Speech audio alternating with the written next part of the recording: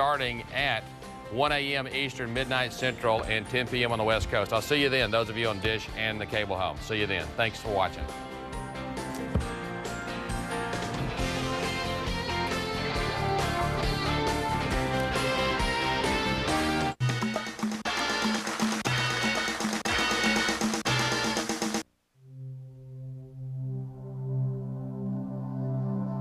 This is where I get to spend a lot of my life. It's called the scoring stage. It's where the music and the movie come together for the very first time.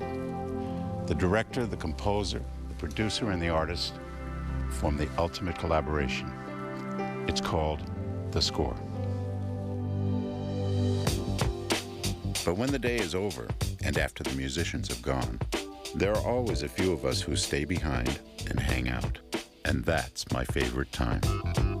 We pull up a few chairs, open a bottle of wine, and talk about the work we've just done, the stuff we should have done, and the ones that got away.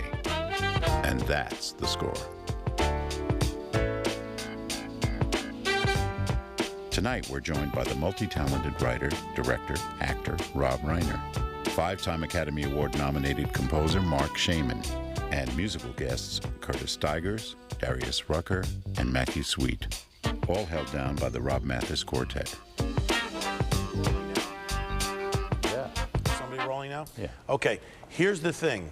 And this is good that we're doing this like this, because when Marc and I get together, and we've collaborated on a lot of pictures, this is exactly how we do it.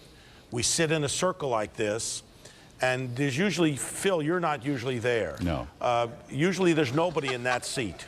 That seat is left leave. empty in case, you know, somebody who has Famous talent comes and sits down to, you know, to help us with the score. But usually Marc and I will sit just like this on these kind of chairs with tables like this and water and stuff. And this is basically how we make all the scores for all the films we've done. Although we're usually naked. That's the part I know. I don't know anything about this stuff. And speaking of naked, Marc has an interesting story, and this is true.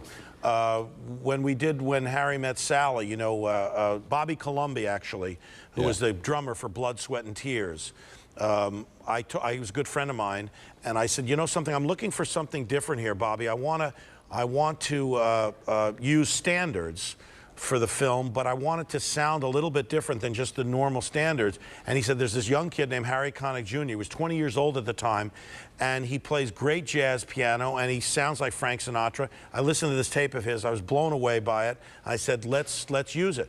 Use him. So then we went to Marc, and I said, Marc, you know, we want to use these standards. So we started talking back and forth about which ones we would use. He suggested some. I had ones that I knew I wanted to use. He came up with, if I ask you... I could write a book. I could write a book, which is perfect because the last line, lyric is how to make two lovers of friends. which is exactly the theme of the film. I'll never forget the day I got to conduct the orchestra playing that kind of Nelson Riddle style arrangement I had done for I Could Write a Book, and then Harry's voice comes in. And then it had to be you, too. Yeah, and then at the end, we did like a medley for the end credits, and it was Castle Rock, they're all such mentions. They're the ones who said to me and Harry, like, go off and make a record. We can't get the rights to the records we used in the movie, so just go make your own record. And so now that the film was out, it was successful, it was the first film that used those standards, and the soundtrack was, you know, a huge hit. Harry Connick all of a sudden now had a career, you know, a big career.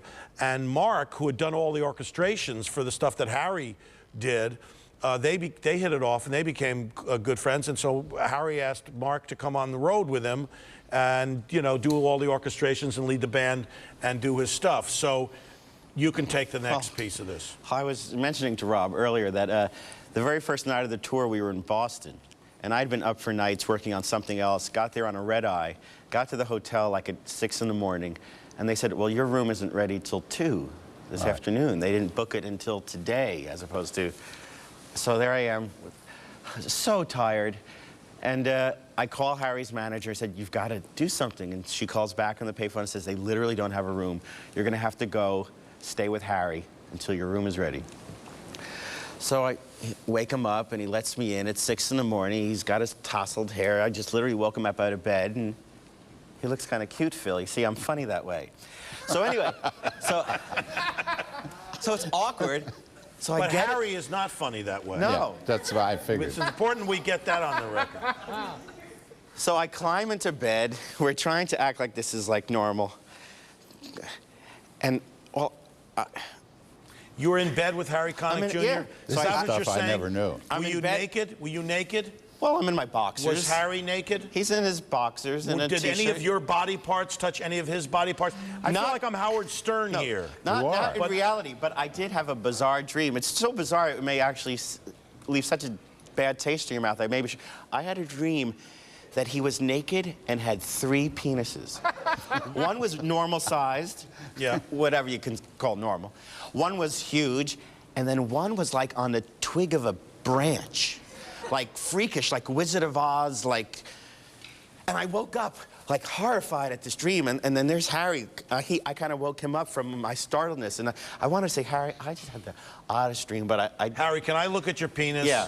I just want to check it out to make sure. But I there's went no, back to sleep. There's no shrubbery Yes. there, growth. And I branches. dared him, and much to his credit, he actually did introduce me that night as not only his first musical director, but the first one he's ever slept with. And that was our first performance.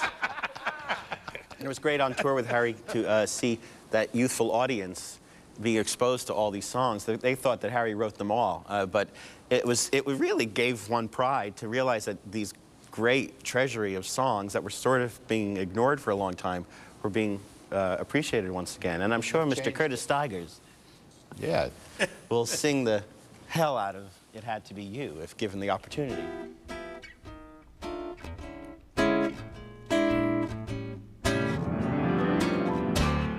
It had to be you. It had to be you. I wandered around and finally found somebody who could make me be true, could make me be blue, could make me be glad just to be sad, thinking of you. Some others I've seen might never be mean, might never be cross, try to be boss, oh, but they just wouldn't do. Nobody else could give me a thrill. With all your faults, baby, I love you still. It had to be you, wonderful you. It had to be you.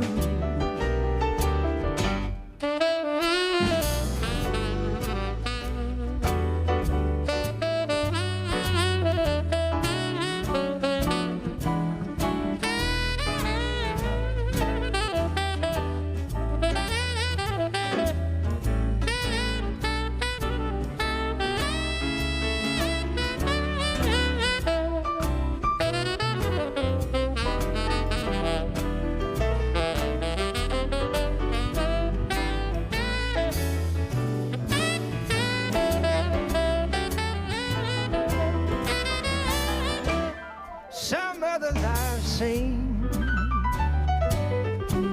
might never be mean,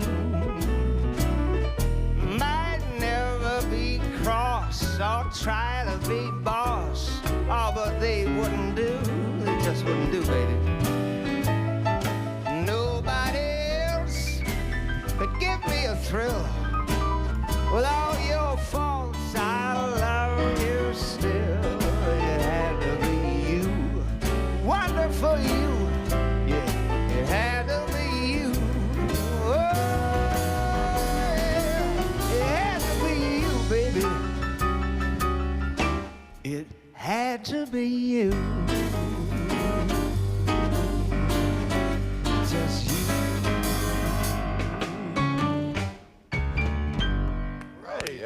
That's great. Now, that's unbelievable. Stick around. Rob and Marc are going to talk about Misery, the movie. And Rob gets to sing when we return on The Score. Saxophone.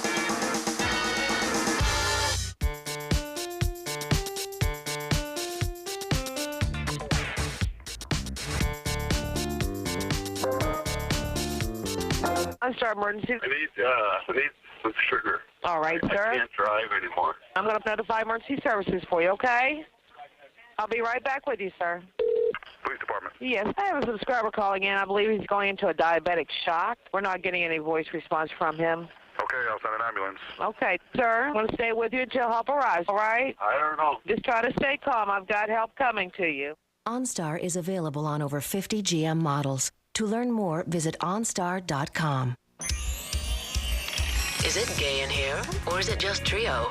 Ooh. Trio presents an alternative TV lifestyle. The Out Zone. I like men about me, I really do. Come out, every Saturday night. Kim is a homosexual. Is that all?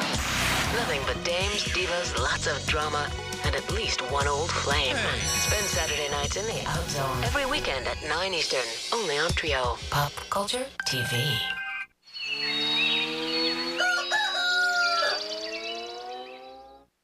Trio is Pop Culture TV.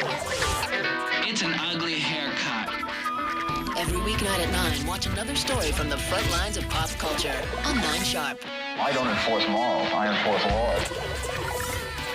So many people wind up resenting teen pop stars. To hear the truth is offensive to many people, but it's necessary sometimes. 9 Sharp. Every weeknight at 9 Sharp. Only on Trio. Pop Culture TV. We love Classic Dave because he reads viewer mail. Other shows don't answer their viewer mail. He's tight with Larry Bud Melman. It will thrill you. It may shock you. He never forgets a top 10 list. We're doing top 9 lists all week long to save money. And he's careful not to offend his guests. You think that that's the question we save for black guests? Yeah. Dave really wants you to watch. We have to get on with the hugging. Classic Dave in primetime every weeknight at 10 Eastern. Only on Trio. Pop Culture TV. Trio is Pop Culture TV, the only network obsessed with pop culture. 24 hours, it's just not enough. And we're taking that obsession to the web. Trio Plus, designed exclusively for broadband. We love it. We love you guys. Go to triotv.com/plus to see what you can't see anywhere else, like classic Mr. Bill, exclusive interviews, and award-winning short films. It's all mixed flavors. Get more of pop culture's best. Go to Trio Plus, triotv.com/plus.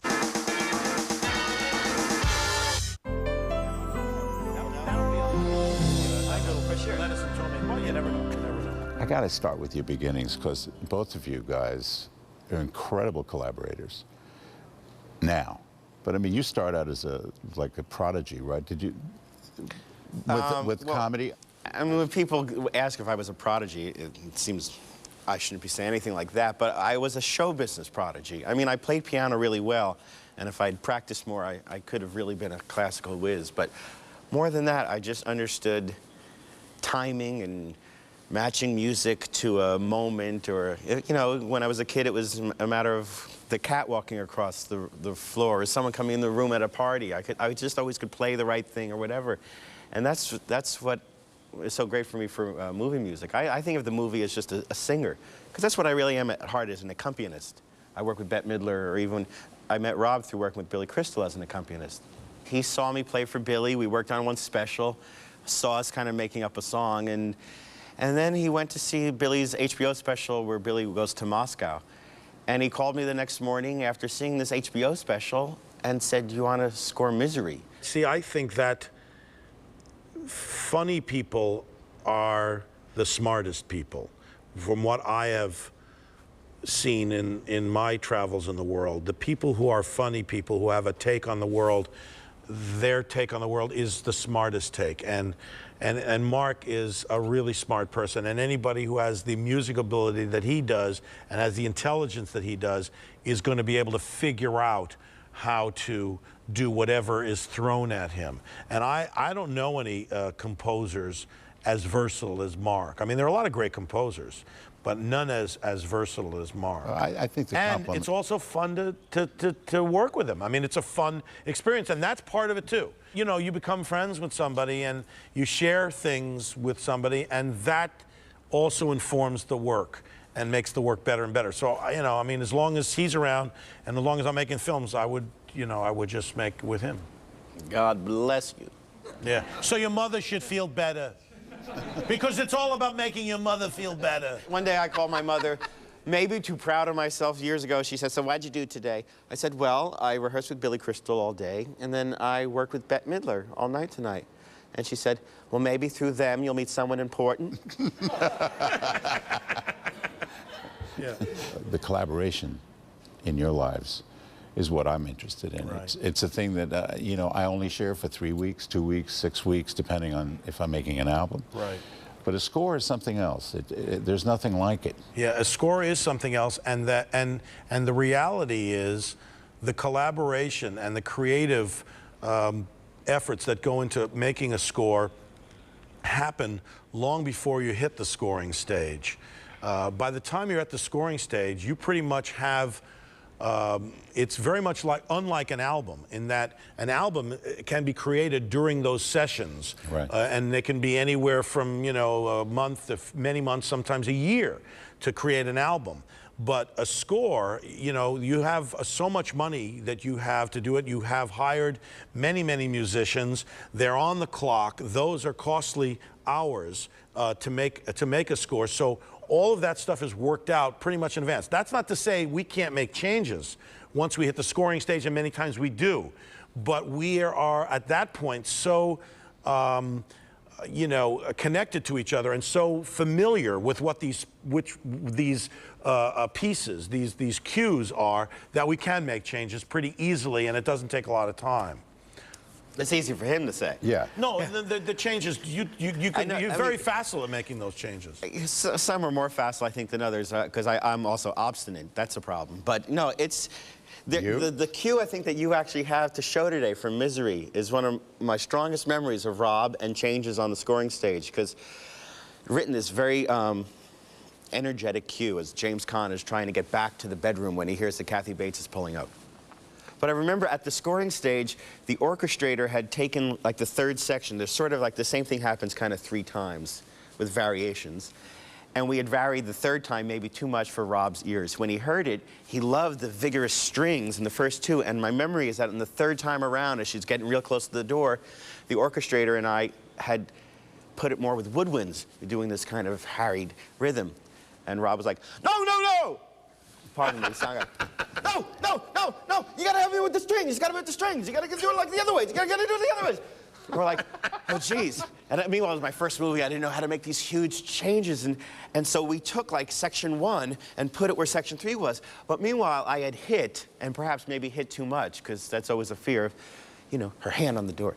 You know, every cut had a boom, these little percussive things on the bottom. And so I, of course, was miserable. Oh, my percussive hits aren't hitting with the cuts anymore. But it all worked. And so what's in the movie now was this transplantation, sort of the one section onto the third now. And you know, that might be a good cue to... Yeah, I was just going to say... We could take a look at it. We should take a look at it. We have the ability. Where is it? Where is it? There oh, dear, here she comes. It's a small screen.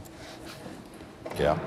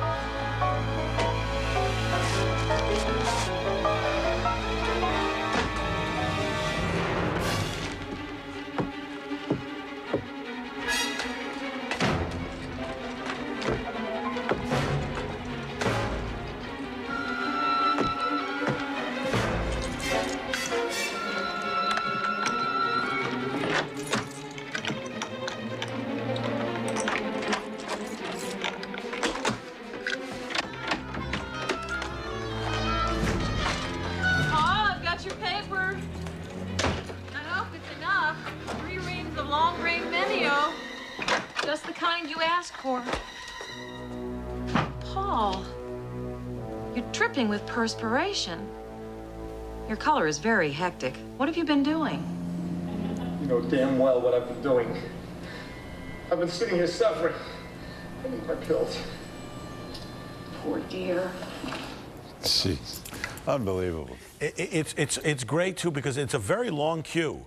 I mean, to have to sustain that kind of tension for that length of time. I mean, your initial instinct would be to, okay, we're just going to build. But no, it doesn't work that way, because if you do that, you're going to run out of real estate before you get to the point. So you've got to find ways of dipping back down and coming back up again. You know what we should do? I think after listening to that, I think we should go right to if they have the American President cue. You have it. They should look at it right away, because you'll see the difference and how unbelievably versatile Marc is. I'd love to do that. And when this cue has, is the main theme for American President. And, we started with Harry Met Sally, then we did Misery, then we did American President. A Few Good Men. Few Good Men. A Few Good Men was next. Those were the three that we did, when Harry Met Sally, Misery, and then Few Good Men. Unbelievably different films, and all things that those kinds of things he had never done before. So it was always a leap of faith each time, but not really for me, because he's so amazingly talented and has such great musical frames of reference, across the spectrum. I said to him, we want Aaron Copland, but we want it to be simple, not over the top, dignified, have these beautiful melody to it, and just be presidential, if you will, but not over the top. And you can see this. I'm so proud of this piece of music. I can listen to this music by itself, and the world listens to it, because you hear it all the time on documentaries or commercials, or things for the Marines, or whatever you hear for the Olympics. They're doing a piece for the Olympics. You'll hear this American President, but we should take a look. Yeah, we got it. Okay.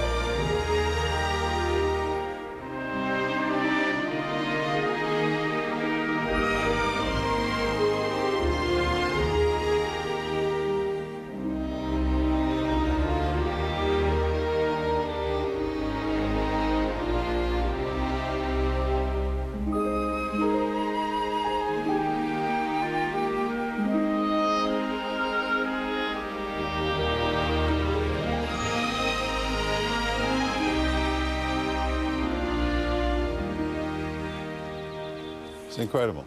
Yeah, it's a beautiful piece of music. It's so stately. Yeah, it really is. And you notice the music really swells when Marc's credit comes on.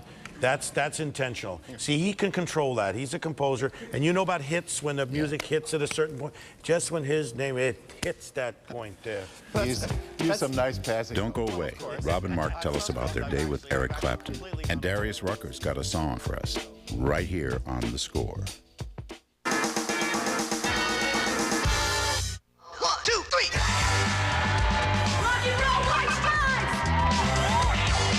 game show where you have to dress up. How can you be 47 and still be relevant? Nothing is off limits. Nothing. Now, this war thing, is there any way we can punch it up? We've been doing this our whole career. We just pushed it. It's the stuff we look at, listen to, and can't wait to talk about. And it's all on Trio. Pop Culture TV. From beautiful downtown Burbank. Before SNL. One ringy dingy. Before Monty Python. There was... Sock it to me, sock it to me. Sock it to me! Sock it to me, honey. Rowan and Martin's Laugh-In. And all May, Trio's Socking It To You with the groundbreaking comedy show. Very interesting. You can say that again. It's a month of sex, smoking, and politics. Sock it to me? Laugh-In. All May, every weeknight on Trio. Pop Culture TV. Trio is Pop Culture TV, the only network obsessed with pop culture. 24 hours, it's just not enough. And we're taking that obsession to the web. Trio Plus, designed exclusively for broadband. We love it. We love you guys. Go to triotv.com/plus to see what you can't see anywhere else, like classic Mr. Bill, exclusive interviews, and award-winning short films. It's all mixed flavors. Get more of pop culture's best. Go to Trio Plus, triotv.com/plus.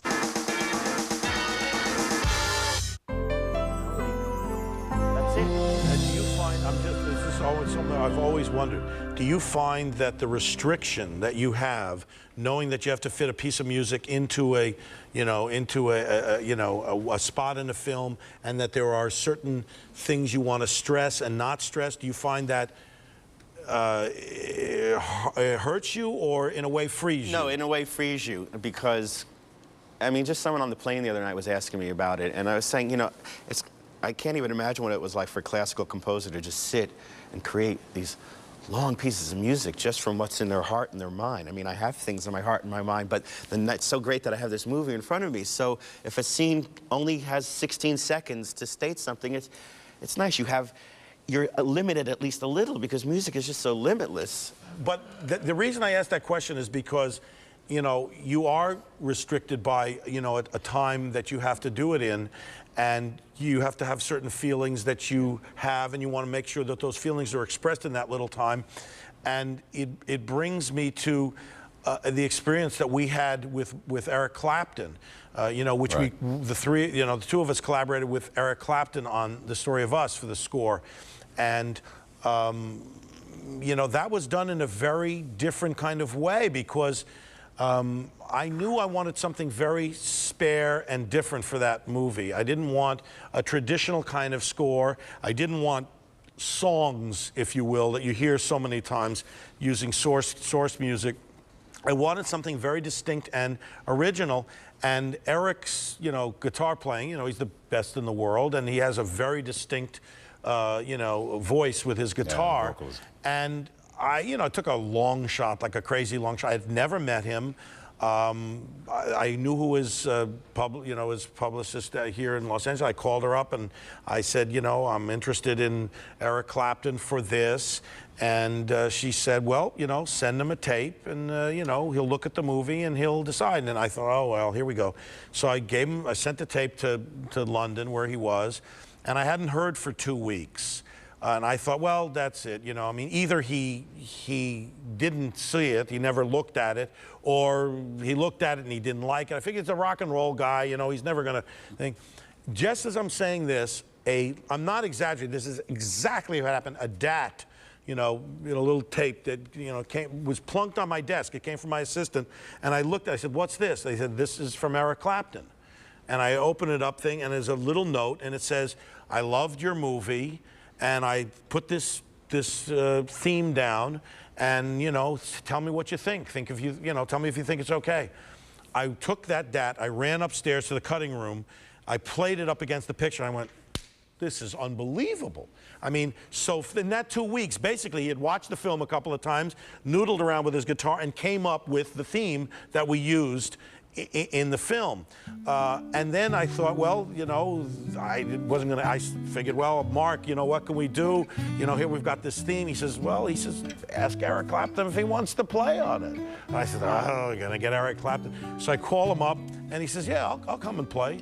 So this is the antithesis of rock and roll musicians. It's so far beyond anything. He shows up at this recording studio in a hatchback by himself, drives by himself, shows up, pulls out 2 guitars, a steel string and a gut string, takes them out of his car, walks into the studio. 8 hours we sat in that studio. He walked into the recording studio, and Marc and I sat with him in the recording studio, not in the booth, in the recording studio, where he literally looked at the film. There was no click tracks. There were just streamers, streamers were, you know, the cue starts and where the cue ends. It shows you where the cue. And he sat there with his guitar, looked at the thing, and just played. Just how he felt when he was watching these things that we had spotted as we places. did all that we could to prepare for it, and then let him go. And my ego was done a lot of good that day when I saw with my own eyes Rob Reiner sang to Eric Clapton, "No, no, no, no, no, it's gotta go this way, to get high, sing low." Well, but the fact that he would allow us to sit, you know, because I would talk to him, you know, on the booth through the PA. He says, "No, no, no, come in here, sit. Tell me what you want." And the 3 of us just sat around in the studio with him, literally like this. And he had a little monitor, and that's all it was. And he sat. He says, "What would you think? Would the gut string be good for this or the steel?" I said, "Let's try the gut here." I says, "Hey, maybe we can use the steel as an overdub, and you know, you can play with yourself, and you know, not in that way. Not in that way, Phil. I mean, play the instrument with yourself. I'm learning a lot. Not in that way. But, I mean, he did the whole film. I mean, he literally played for 8 hours. We had an hour break for lunch, and that's it, and that's the score. And I got some Eric Clapton. You didn't go to bed with Eric Clapton, did you? No, I hope not. You weren't in the same bed with Eric. Don't tell me you're in the bed with Eric Clapton now. I'd like to announce today. No, the classiest, Eric Clapton, this is how classy he is. I was doing a string overdub of the song he had written that was going to be on the end credits. And he came out into the studio, and he said, instead of saying, "God, does that stink," or "I don't like that," he comes out and goes, "Marc, I think that string passage, it's just a little too attractive." What a fantastic way for someone to tell you that, like, Stinks. I don't, yeah. It's too attractive. It stinks, basically. And I knew what he meant. It calls too much attention to itself. Yeah. But what a guy. You know, I think we're supposed to help in trying to segue into Well, that's songs. a good Well, I segue. was thinking, There was a song we used in the movie, and we dummied it in for a time, and it's Wonderful Tonight by Eric Clapton. At first we thought, oh, what are we doing? And, you know, he's scoring it, but then we're also having an Eric Clapton song in the movie, but it fit. We did it in temp, and it fit, and it was perfect. And isn't somebody who's going to sing I think you've got it Wonderful right. Tonight? Darius, Isn't that person here? Yeah, I think so. Darius Rucker.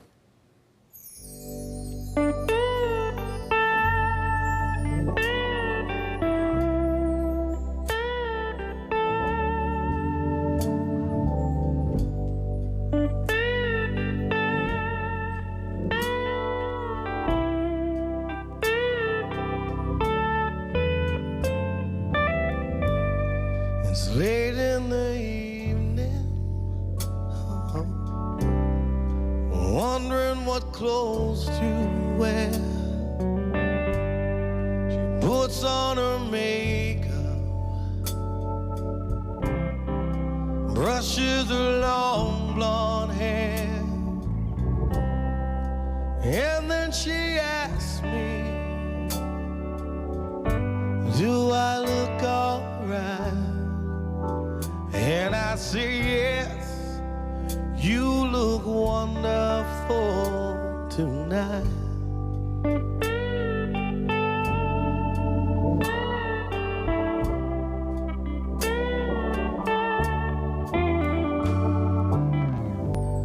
We go to a party, everyone turns to see this beautiful lady walking around with me. And then she asks me, do you feel alright? And I say, yes, I feel wonderful tonight. I feel wonderful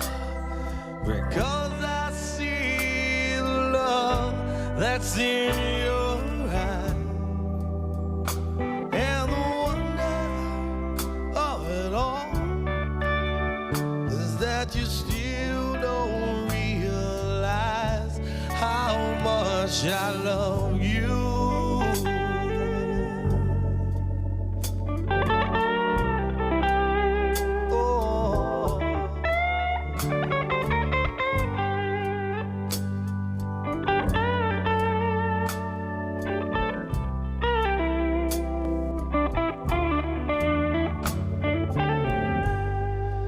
Time to go home now, and I've got an aching head. I give her the car keys, she lays me down to bed, and then I tell her as I turn out the light, I say, my darling, you look wonderful tonight. I say, my darling, you look wonderful tonight.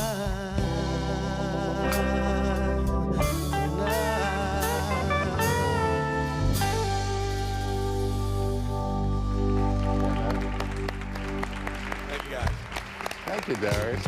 Coming up, the inside story of Spinal Tap and a once-in-a-lifetime duet, Rob Reiner with Matthew Sweet on The Score.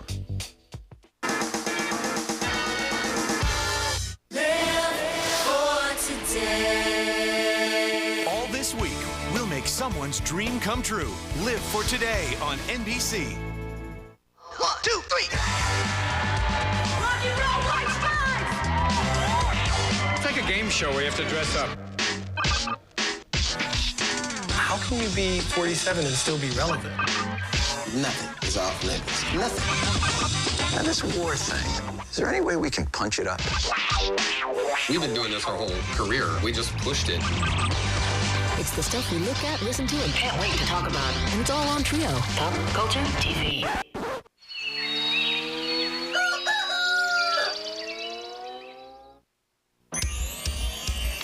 Is it gay in here, or is it just Trio? Ooh. Trio presents an alternative TV lifestyle. The Out Zone. I like men about me, I really do. Come out every Saturday night. Kim is a homosexual. Is that all? Nothing but dames, divas, lots of drama, and at least one old flame. Spend Saturday nights in the Out Zone. Every weekend at 9 Eastern, only on Trio. Pop Culture TV. Are you a film fan or film fanatic? I'm Amy Sedaris, and I'm a film fanatic. That's why Trio's asked me to host their Film Fanatic double features. Real film fanatics love all types of films. Blockbusters, cult classics, and indie films. Many, many, many movies. Watch Trio, the only network with all the films you love. Trio's Film Fanatic double features every Saturday and Sunday at 1 Eastern. Only on Trio. Pop Culture TV. Did you get it? Trio is Pop Culture TV, the only network obsessed with pop culture. 24 hours, it's just not enough. And we're taking that obsession to the web. Trio Plus, designed exclusively for broadband. We love it. We love you guys. Go to triotv.com/plus to see what you can't see anywhere else, like classic Mr. Boom, exclusive interviews, and award-winning short films. It's all mixed flavors. Get more of pop culture's best. Go to Trio Plus, triotv.com/plus.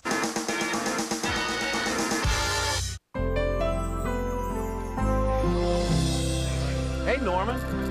How are you? Hey, you baby, get this. Get this. Yes, get this. Norman Lear.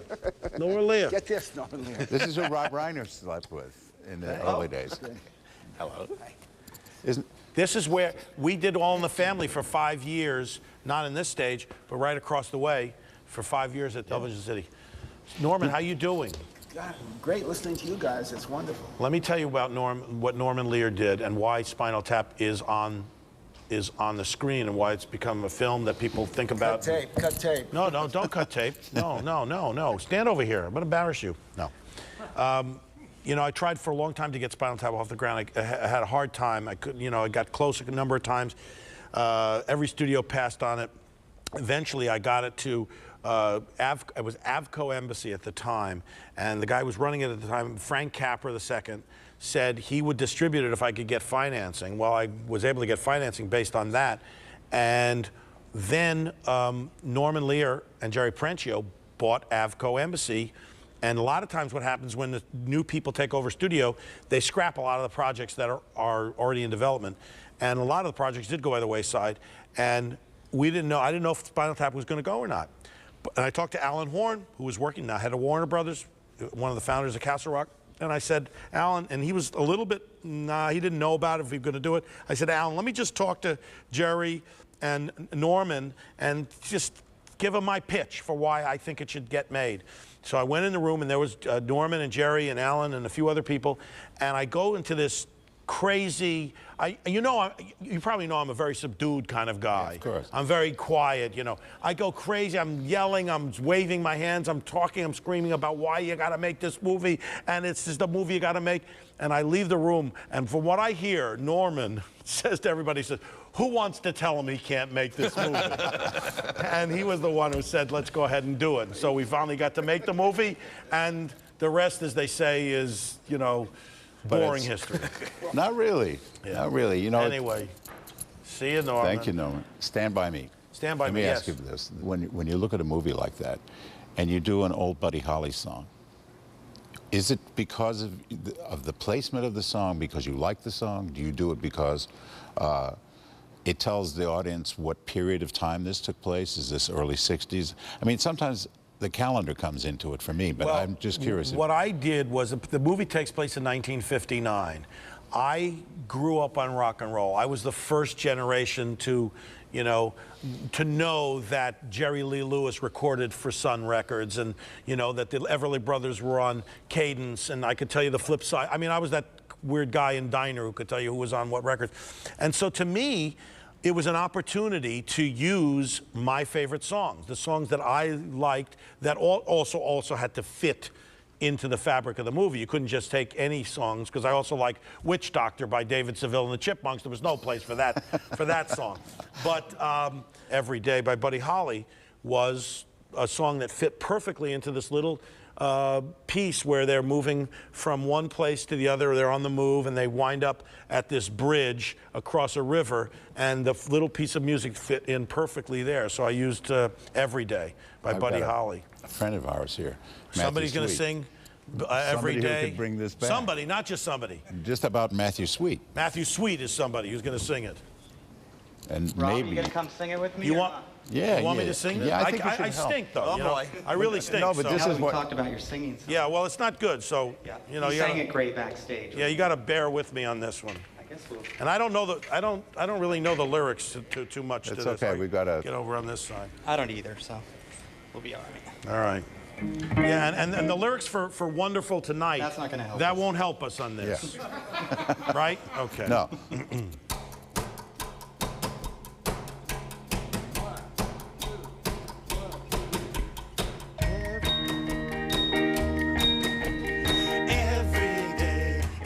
Getting closer, going faster than a roller coaster. Love like yours will surely come my way. Hey, hey, hey, hey. Every day it's getting faster. Everyone says go ahead and ask her. Love like yours will surely come my way. Hey, hey, hey, hey. Every day seems a little longer. Love's a little stronger, come what may. Do you ever long for true love from me? Every day, it's getting closer, going faster than a roller coaster. Love like yours will surely come my way. Hey, hey, hey, hey. Love like... This is the break.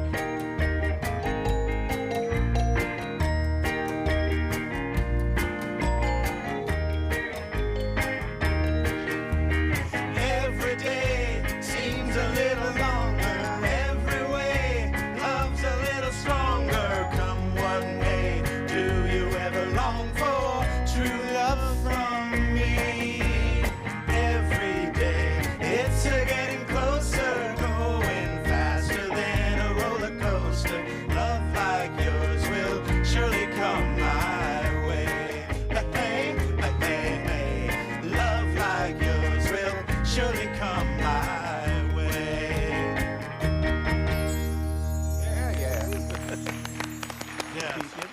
can sing. It's nice to have a guy with a real voice next to you to guide you. Thank you, Matthew. Matthew, that's incredible. I don't agree with you, Mark. I think he does sing. Yeah, well. I could sing a little. Not like that. So are we still talking here? Sure we are. Go ahead. So, writing the music for movies is, of course, joyful. Getting to hear an orchestra play, although this orchestra here is, like, ridiculous. What is it? It's like the Claude Rains orchestra. What is going on here? What do you mean the Claude Rains? There's no one here. Oh, they hear here. You see what I did with the... Nah!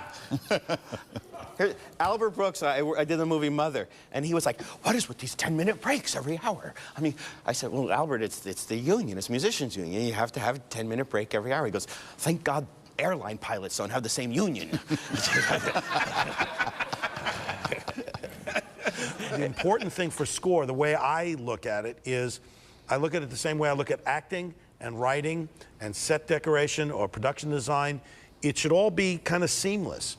It should all, none of it should stick out to where you go, I'm hearing the score, or I'm seeing the acting, or I'm sensing the writing. It should all be a part of a seamless piece of art, you know, so that the music there, it helps the scene, it underscores, it's underscore, it's not out front. On the Addams Family movies, where I work with people who are different than Rob, Barry Sonnenfeld, who's very funny. Barry Sonnenfeld, who introduced me to my wife. Yeah. So on the Addams Family movie, it was Barry and Scott Rudin, producer, who's just an easygoing kind of guy. That's what I hear. And then there was a sound editor, C.C. Hall, who's tough. She's tough.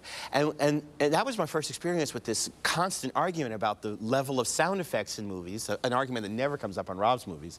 And music, sound effects, dialogue, and suddenly in modern movies, sound effects have overtaken even dialogue. Like, they're more concerned with every little sound and how it can be in every speaker. It's just, they'll take forever. And then if you ask for 30 seconds to tweak something in the music, they're like, and so there'd be these violent arguments, and then Cece would finally always say, well, we'll fix it in the printmaster. I'll take care of that in the printmaster. Explain what a printmaster is. Finally I said, well, what is this printmaster?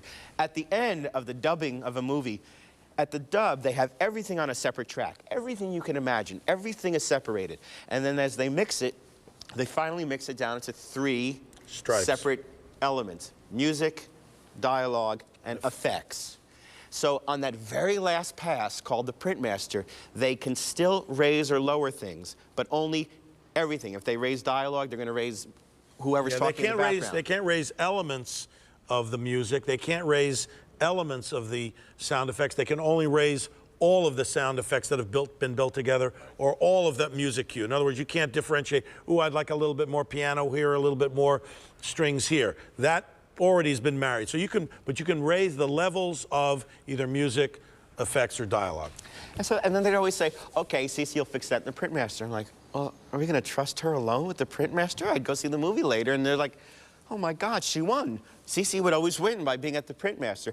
And not to mention, people are always coming in at the last second, not on Rob's movies, with like songs that, you know, you've written a whole cue, and suddenly a guy wants a song and a certain artist to be in the movie because he can get a deal for the record, and you've got a song there that makes no sense.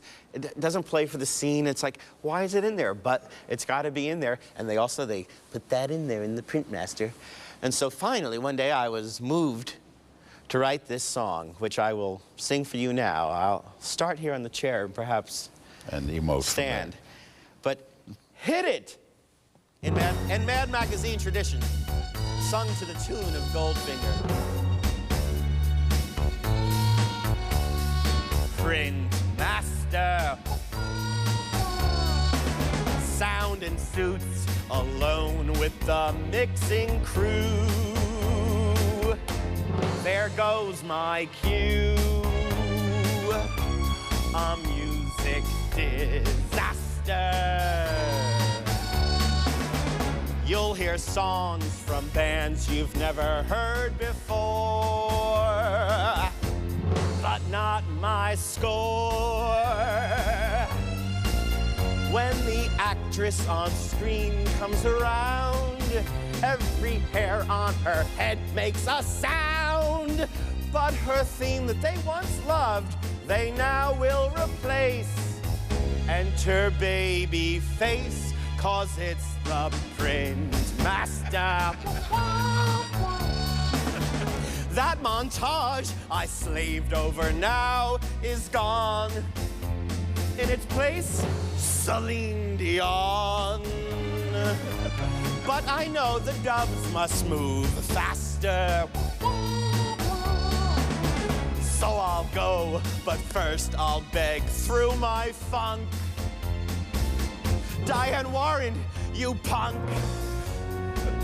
Keep that song in your trunk. Phil, you know, she's so rich. Even David Foster's her bitch. Come on, mixers, use some nudes. You sound brutes, drop those flames, raise my flutes. Lose that crowd, make me proud. Leave me loud.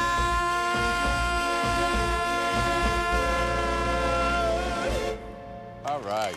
Unbelievable. It's time for a union break. But when we return, Marc Shaiman blames Canada right here on The Score. Oh, that's bad. From beautiful downtown Burbank. Before SNL. One ringy dingy. Before Monty Python. There was... Sock it to me, sock it to me. Sock it to me! Sock it to me, honey. Rowan and Martin's Laugh-In. And all May, Trio's Sockin' It To You with the groundbreaking comedy show. Very interesting. You can say that again. It's a month of sex, smoking, and politics. Sock it to me? Laugh-In. All May, every weeknight on Trio. Pop Culture TV. 1, 2, 3. Rock and roll, right It's like a game show where you have to dress up. How can you be 47 and still be relevant? Nothing is off limits. Nothing. Now, this war thing, is there any way we can punch it up? We've been doing this our whole career. We just pushed it. It's the stuff we look at, listen to, and can't wait to talk about. And it's all on Trio. Pop Culture TV. Are you a film fan or film fanatic? I'm Amy Sedaris, and I'm a film fanatic. That's why Trio's asked me to host their Film Fanatic double features. Real film fanatics love all types of films. Blockbusters, cult classics, and indie films. Many, many, many movies. Watch Trio, the only network with all the films you love. Trio's Film Fanatic double features every Saturday and Sunday at 1 Eastern. Only on Trio. Pop Culture TV. Did you get it?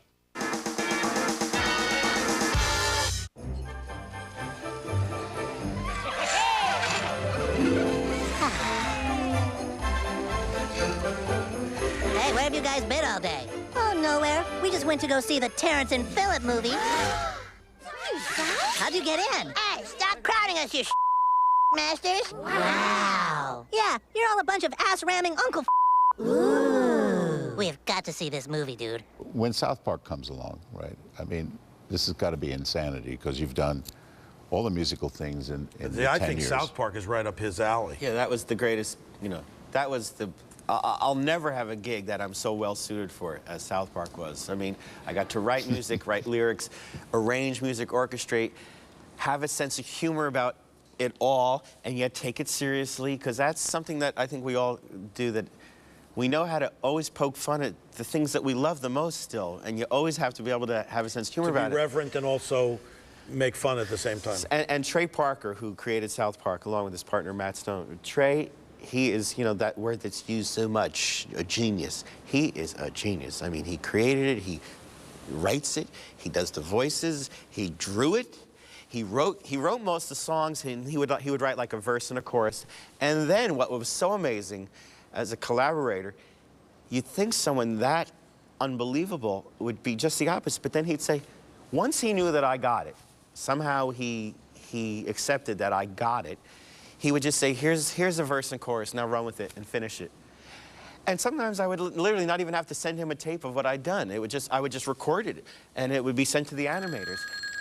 There he is now.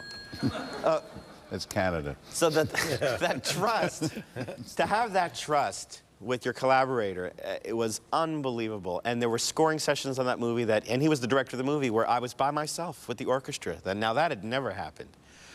And it just makes you want to, climb the highest mountain for the person, because that feeling of that someone has trusted you that way, it's just so enervating. Is that the right word? That's a good Energizing. Word. Energizing. Enervating means you get tired. It is? Yeah. Enervating is you're bored and you're drained of energy. Oh, really? So you don't want to say that. You want to say energized. Can we get a... Not enervating. I can edit. So tell me about Canada. I mean, how does this... I remember the moment. Blame Canada was the only song, I think, that whole movie that Trey and I wrote back, I mean, literally in the same spot from beginning to end. We knew we had this spot in the movie where the mothers are freaked out about what the kids are doing, but this one mother is really overreacting. But we didn't want to... He was writing songs, but it was making the mother too much of a villain. Because we couldn't really make fun of a mother who's concerned about what their kid is doing, but it had to still be South Park, and she had to have a certain comedic something. So anyway, finally, that was the only time where we kept writing songs, and finally, I just literally sat down and started writing the beginning of that song. And it's just got to be something ridiculous, just like blame Canada, blame anything, but the way I may be bringing up my kid, or the choices I've made about what he gets to see or whatever. Just blame a ridiculous thing that makes no sense because this thing they're watching comes from Canada. So, am I supposed to go over there? No, you don't have to, but I think we should. To play? Sing? Yeah, I don't know the song. What am I going to do? I hardly know it. I'm going to have to use the music myself. I'll just sing a little, because I'm very shy. Go ahead. Are we allowed to go here? Yes. We have to go here. Is there a camera? Are we in the way? There's cameras, yeah. Oh, do I need this now? No. Yeah. A real microphone. And then we got Robin Williams doing the Oscars. That's a whole other story. And then we didn't know if we could say fart on the Oscars. It was a big to-do. Who knew the F word they'd be so concerned about was that? Times have changed. Our kids are getting worse. They won't obey their parents. They just want to fart and curse. Should we blame the government or blame society? Or should we blame the images on TV? Hell no. Blame Canada. Blame Canada. With all their beady... Oh, no, those are better lyrics. What are those ones about... wait. Just stand right there. What camera is on him? It's the back of his head. Yeah, the I know. whole time. That's what I'm wondering. Oh, You this don't guy know over this here. one over here. Nah. Oh, I like this verse. Canada, with all their hockey hullabaloo, and that bitch Anne Murray too. Blame Canada, shame on Canada for the mummy was cut, the trash was smashed, the laughter and fun must all be undone. We must blame them and cause a fuss before somebody thinks of blaming us.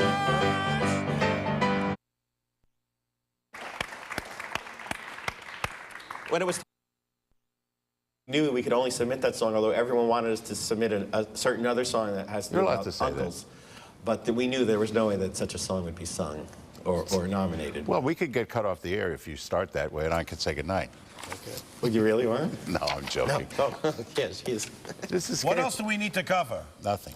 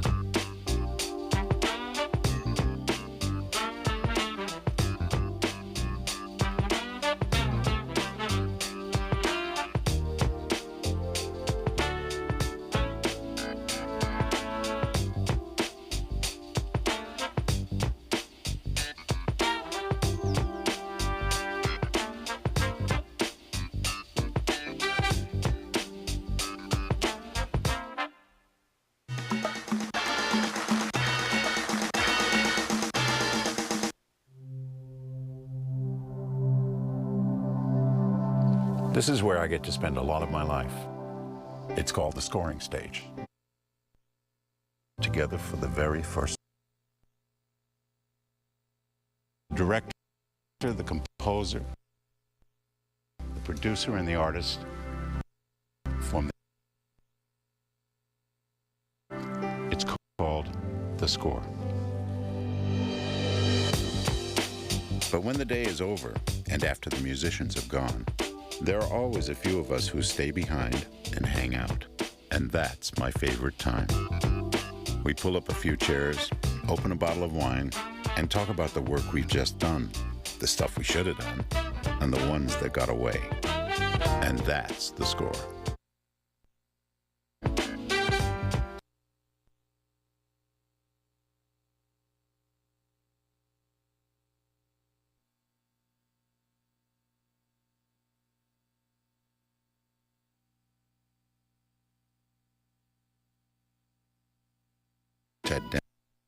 Demme, and film composer Christopher Young, with musical guests Jonathan Butler and Monica Mancini.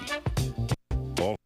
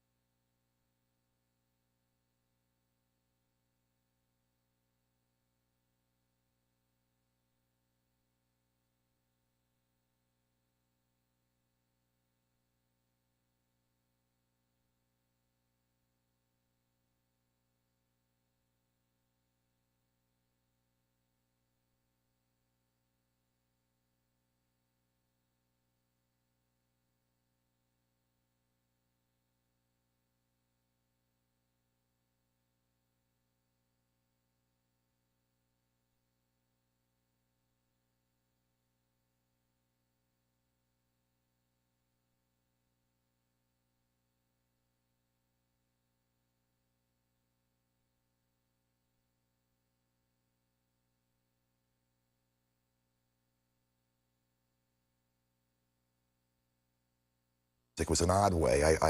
The local record store in my hometown of Red Bank, New Jersey. You ever see the film, was it Chasing Amy?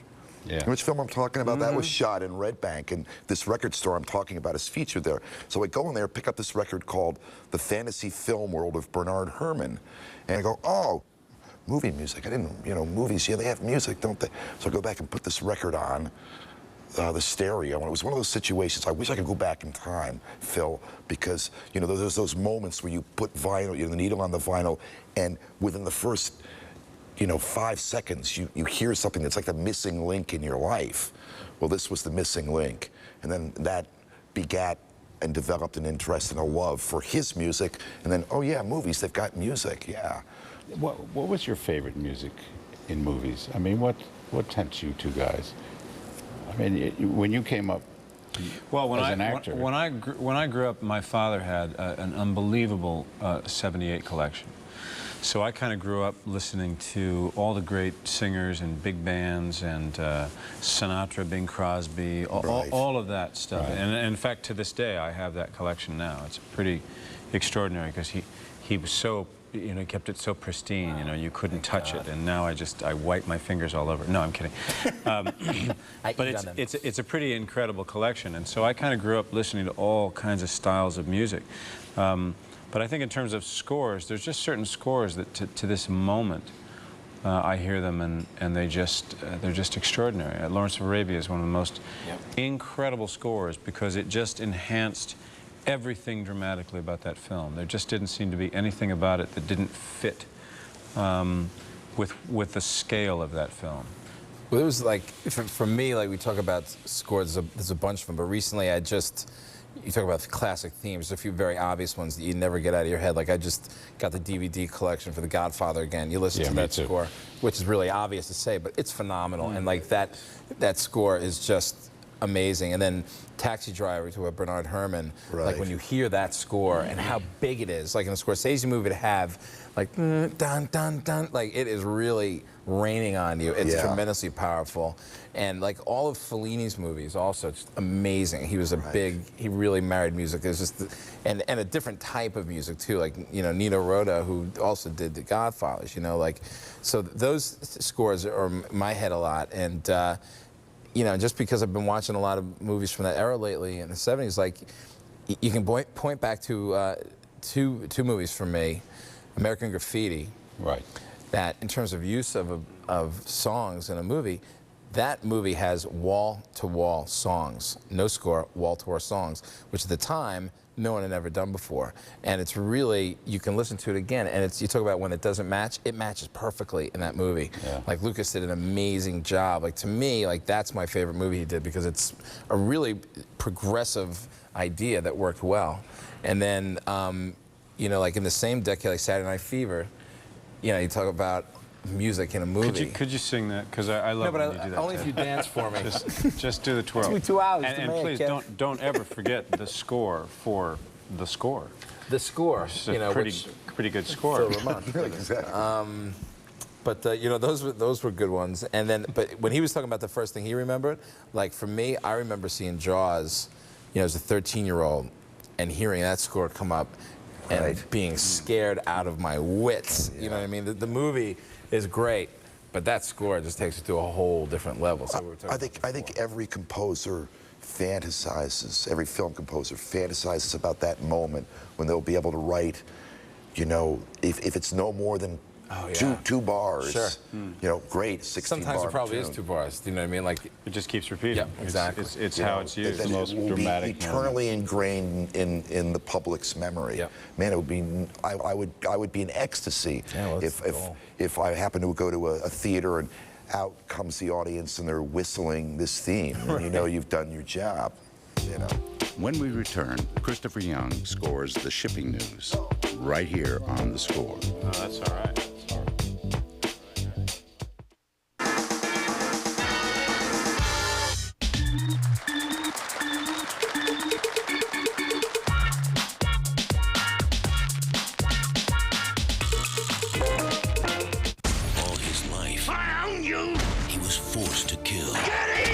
I don't want to hurt people anymore. Now he will become his own master. Get him!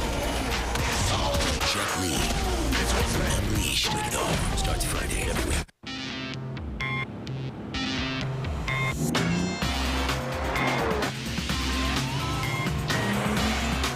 Chevy Cobalt has more standard horsepower than the Toyota Corolla or Honda Civic, and a 5-year, 60,000-mile powertrain warranty.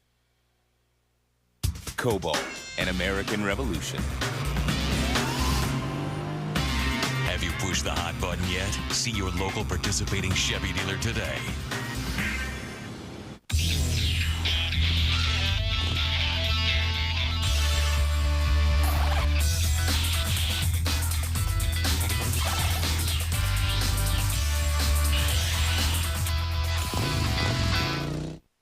Trio is Pop Culture TV. It's an ugly haircut. Every weeknight at 9, watch another story from the front lines of pop culture on 9 Sharp. I don't enforce morals, I enforce laws. So many people wind up resenting teen pop stars. To hear the truth is offensive to many people, but it's necessary sometimes. 9 Sharp. Every weeknight at 9 Sharp. Only on Trio. Pop Culture TV. We love Classic Dave because he reads viewer mail. Other shows don't answer their viewer mail. He's tight with Larry Bud Melman. It will thrill you. It may shock you. He never forgets a top 10 list. We're doing top 9 lists all week long to save money. And he's careful not to offend his guests. You think that that's the question we save for black guests? Yeah. Dave really wants you to watch. We have to get on with the hugging. Classic Dave in primetime every weeknight at 10 Eastern. Only on Trio. Pop Culture TV. Trio is Pop Culture TV, the only network obsessed with pop culture. 24 hours, it's just not enough. And we're taking that obsession to the web. Trio Plus, designed exclusively for broadband. We love it. We love you guys. Go to triotv.com/plus to see what you can't see anywhere else, like classic Mr. Bill, exclusive interviews, and award-winning short films. It's all mixed flavors. Get more of pop culture's best. Go to Trio Plus, triotv.com/plus.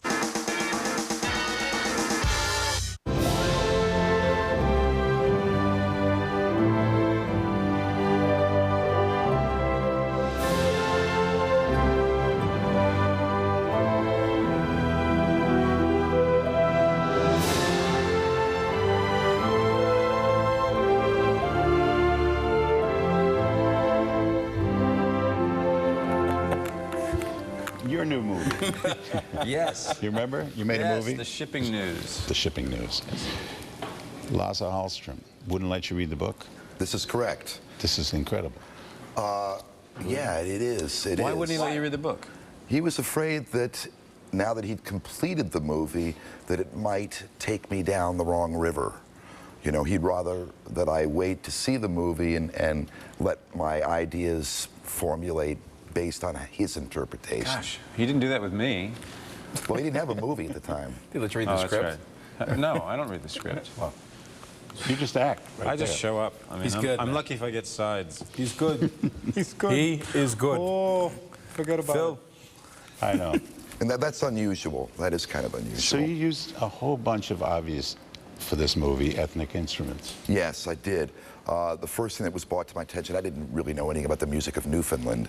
So Lasse sent down some tapes and CDs of some of the local guys, and I started to get familiar with the native music, and immediately we all noticed that, hey, it's very Irish influenced music, the music from I was going to say, Newfoundland. what is the sound?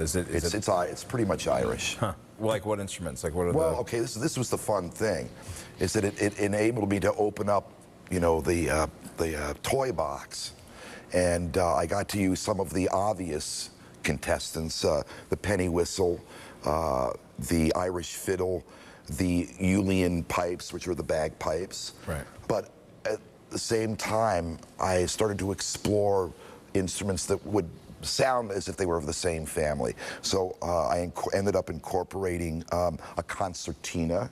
I also had a Renaissance string group, you know, viols, tenor viols, viol de gamme. And Celtic harps, that whole thing. So I'd do a cue with just that group and harp. And so I sent this, I did mock-ups of it, sent it off to him, and he was like, oh, this is awesome. But then it was, wait a second, we got a Hollywood movie here. And so things started thickening up fairly quickly. And where do you think where did that come from? From Lasse or from the studio? No, I don't think it came from Lasse. It came from a test score in Red Brick, New Jersey, I think. 3 guys who work in a pizza parlor. Said, hey, what's with the where's scores? the score? Right. This Irish stuff. You know, Just it's the whiskey, amazing. for They crying out loud. they actually do ask the audience, what do they think of the score? Yes. And I go, do they really know what they're talking? I like that song. They call that a also asked score. them what they think of the acting. Oh, right. Yeah. So you went to London and you did it with a group of musicians? Yeah, or? with a string, you know, full string complement. Like French horns on a couple of cues, but it's basically the strings with this ensemble of like 12 additional guys. And is Riverdance dancing in the background during any of it? Yeah, what was the temp score Have we for just that been movie? canceled? Has that just happened? Not yet, but we're on, Noise well of on our fainting way. in the back? Well on Yeah. our way. The Talk temp about temp score, score, you know, actually the music editor on that, whose name is Tom Drescher, prides himself in finding cues that are not from scores. He actually goes out and finds things off of instrumental whatever. And so it was really weird, ambient, eclectic stuff that had some of the Irish flavor in it. Right. But for the most part, it was very sedate, and you know, the film is kind of grayish, you know. That's a nice way to say it. Grayish. If we get reviews like that, the film is kind of grayish. The film made me feel grayish. Newfoundlanders used to joke to us that they have 4 seasons: fall, winter, misery, and summer. And we shot the film in misery. Fantastic. Grayish. We never got out of misery. So here's the thing that our audience never gets to see, right? They never hear the picture or see it with no music. Scoreless. Scoreless. I would love for you to see this piece scoreless and then play us what you wrote for it. Oh, sure. No problem. Maybe you let's should do tell that. us about the character a little bit. Well, the character that I play is a man named Coyle, and at the beginning of the film, he's a kind of lost figure, and a series of events happen that lead him to decide to return to his ancestral land, which is Newfoundland. And so in the home that we're going to see in this scene, he's met a woman who's played by Julianne Moore, whose name is Wavy, and he's making dinner for her on this night. It's just the sort of romantic part of the story. And he's a kind of awkward character, as you will see. There you go. You feel that? Yeah. True bandage.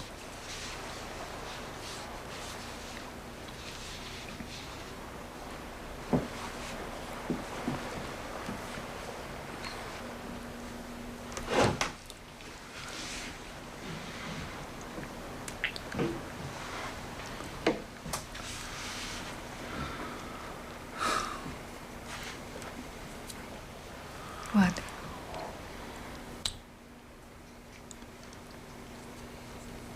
Your husband, he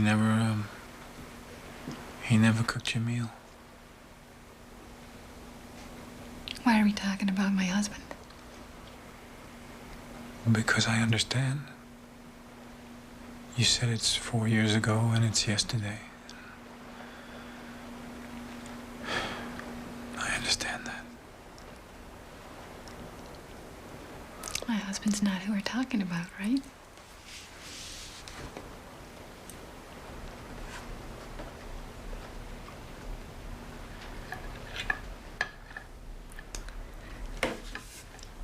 I'll go get Harry. He wouldn't like waking up in a strange bed.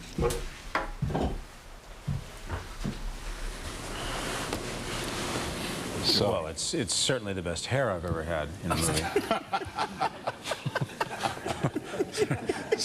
Certainly there's that. You have a good lawyer. Do you know what's the problem is? Not only do I have more hair, but that was scoreless. True. How very odd. Hairless and scoreless. I'm sure. Scareless. Scareless. I'm sure when you were shooting the scene, you said, "Wait, that's not right. It's not right. There's something bring wrong. an orchestra in, please." In silent movies, they used to have an orchestra on the stage, and they'd play. That's right. So you don't get that privilege. I shouldn't tell this story. It was a very funny story, though. Yeah, I should. Yeah, tell it. Talking about shooting on a, and then you'll score it. Oh, yeah, please. But I did a scene in a film where the director, who pretty much lost his mind in the course of shooting, and one day I was doing a scene, and he came onto the set with a boombox. And he placed the boombox down next to the sound cart, and he said, "Okay, let's roll." And so we rolled the scene, and he pushed play, and the soundtrack for The Untouchables came on, and we all went, "Huh? What the hell is that?" And he said, "It's the mood. Go." And so you grabbed the baseball bat. We said, excuse me, I don't want to spend as much time on a looping stage as I am actually here on the set. Could you please turn that off? And he didn't. So some nice men in white coats came and took him away. It's an absolutely true story. I told you not to tell that story, Kev. It was your beginnings, though. You were allowed. It's fine, Phil. It's fine. Yeah, it's all right. Where's my bat? So that was it's. I mean, actually, it plays pretty well scoreless. So I'm fascinated to see how it plays. Yeah, out. let's hear it. It plays pretty well. Good point. There you go. You feel that? Yeah. True bandage.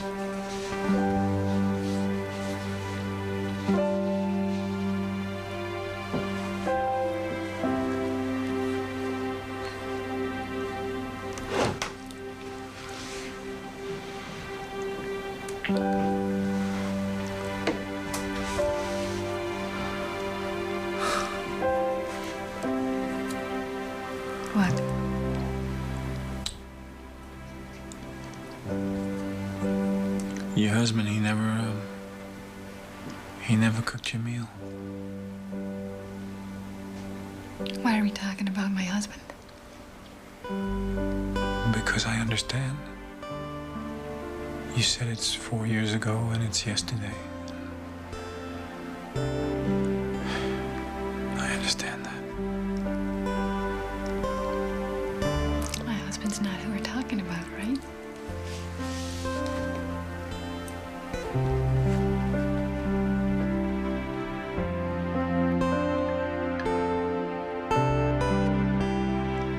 I'll go get Harry. He wouldn't like waking up in a strange bed.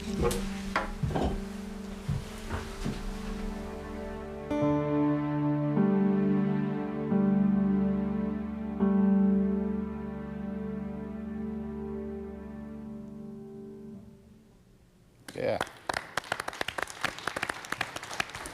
Nice. That's pretty, man. Really pretty, really pretty. Could have saved a lot of money. Coming up, the Big Kahuna and the Academy Award-winning song from Wonder Boys when we return on The Score. Like Deer Hunter. From beautiful downtown Burbank. Before SNL. One ringy dingy. Before Monty Python. There was... Sock it to me, sock it to me. Sock it to me! Sock it to me, honey! Rowan and Martin's Laugh-In. And all May, Trio's Sockin' It To You with the groundbreaking comedy show. Very interesting. You can say that again. It's a month of sex, smoking, and politics. Sock it to me? Laugh-In. All May, every weeknight on Trio. Pop Culture TV. Is it gay in here, or is it just Trio? Ooh. Trio presents an alternative TV lifestyle. The Outzone. I like men about me. I really do. Come out every Saturday night. Kim is a homosexual. Is that all? Nothing but dames, divas, lots of drama, and at least one old flame. Spend Saturday nights in the Outzone. Every weekend at 9 Eastern, only on Trio. Pop Culture TV. Are you a film fan or film fanatic? I'm Amy Sedaris, and I'm a film fanatic. That's why Trio's asked me to host their Film Fanatic double features. Real film fanatics love all types of films. Blockbusters, cult classics, and indie films. Many, many, many movies. Watch Trio, the only network with all the films you love. Trio's Film Fanatic double features every Saturday and Sunday at 1 Eastern. Only on Trio. Pop Culture TV. Did you get it? Buddy, I've heard a lot of horse shit in my time, because God knows I'm a salesman and we all have to wade through our share of the snow to get to the cabin. But you take the cake. I don't believe you have the first idea what you're talking about. Your children admire you, I'm sure, as we all hope they do. And maybe your wife doesn't know, but I know. And my knowledge forces me to call you on the fact that you are a goddamn sucking liar from the word go. He did a great score for a film that I was in, but also we produced, called The Big Kahuna, which is a film with Danny DeVito. There was actually I don't know whether it was a challenge for you because the film was such a low budget. I was curious about whether there's a difference between when you score on a movie like that and when you score on a movie like The Shipping News, which is clearly a much bigger film. The challenge for that was actually having a restricted budget worked to the pictures, to the music's advantage, because, as you know, the whole thing was based on a play. It was a play called Hospitality Suite, but we changed the name for the film to The Big Kahuna. You know, when everything is shot in one room and the dialogue was so intense and everything, a lot of close-ups, it's, well, wait a second. Isn't the music just going to interfere? I mean, the room is silent for the most part. When you guys aren't speaking, it's silent. And so it's, my concern was, is the music going to distract from, you know, from what's going on here dramatically? How do I ease the music in such a way that no one will stick up their hands and go, wait a second, what's this music? Was it coming from the radio, or what's going on here? So that was the problem. Now, the scenes wouldn't have taken big music, would they have? No, it had to have been small. So that definitely was a challenge. The other major challenge, and I don't know if you remember this, Kevin, but it's unquestionably the longest main title I've ever had to write. You know, the whole film opens up outside of the hotel. You enter, and then there's this long cut. There's a cutting between you coming into the hotel and Danny with, what's the other character's name? That was Peter Facinelli, played the role there. With Peter talking, back to you, talking. The credits are all going on. It's 6 minutes really before finally. No, I think the director's credit comes up in the middle of that. But the arc of the opening didn't end until you entered the room. That's right. Until I entered the door and slammed the music. Wow. So it's like writing a 6-minute main title. That's not an easy thing to do. Especially because you don't want to get in the way of it, and you don't want it to be repetitive. That's right. That's tough. Yeah, it is pretty tough, and it's all one idea basically. It's not like some main titles are 6 minutes and you can't remember. There's a lot of dialogue. It was like there were scenes played, so it wasn't just the music above it, right? It was. No, they're talking all the time. So right, so it didn't have to be up the whole time. Right. Up. When we cut to Kevin, they lifted the music up a bit, back down under dialogue. Right. So we did the different thing with Kevin when he started talking. We lifted the score up. Yeah, you lift the music up. Yeah. I see, and that's nice. You know the film we did. He directed you, right? Yes, in the rep. Well, that's debatable. That's a loose terminology for what he did. I was the only guild member there, if that's the question. At the time. No, you were a Teamster, weren't you at the time? Yes, I was, and still am, Kev. Thanks. Has there been a score for anything you've done? How many comedies have you done? I haven't done a great number of overt comedies, but most of the parts that I've done have been comic. Are you going to do that? Because I can have you You're removed. making me laugh. I know the people in this studio, and you can be removed. But there's no score that comes to your mind when you think of your work. I guess because we're talking about comedy, it is hard to do. Right. It is. Yeah, it is hard. It's hard to find. You know, I think probably where music comes in to play that's most critical is finding the right tone. Right. Because it's not just the tone of a scene, but it's the tone of the film. Right. And you want to try, I assume, from the composing point of view, but from the directing point of view, I assume it's all about trying to figure out, gosh, that's a great piece. I mean, I remember Sean Penn told me this story when he was going to score one of his films. I think it was the Crossing Guard. And he asked Bruce Springsteen to write a song, and Bruce did. But ultimately, when Sean cut the movie, it wasn't right for the film. So he had to go and say, "You've written this beautiful song, but I can't use it. It was wrong for the film." You know, so that must be you know, sometimes, you know, I know this experience, and you know it better than me because you've directed more than I have. But I remember being in the editing bay. And as you're cutting a film together, you begin to start to try different other scores of other movies to sort of see the tone. You do temp scores. So I remember really coming out of that whole experience feeling that it's an astounding thing that music tells you instantly whether it's right or not. I mean, instantly. You put on a violin score and you suddenly think, oh, this is awful. This film can't sustain that kind of voice. But then you go and you plug in, oh, let's take Peter Gabriel's score from Birdie or Last Temptation of Christ, and you plug that in, which is used a lot. That's an old favorite. Oh yeah, all the time. It's great. American Beauty is now an old favorite. Oh yeah. I keep going to my own films, test screenings of my own films, and hearing American Beauty score. The theme is. And I keep telling them, we tempted and blow. We tempted and blow. It's great. But it's interesting how music.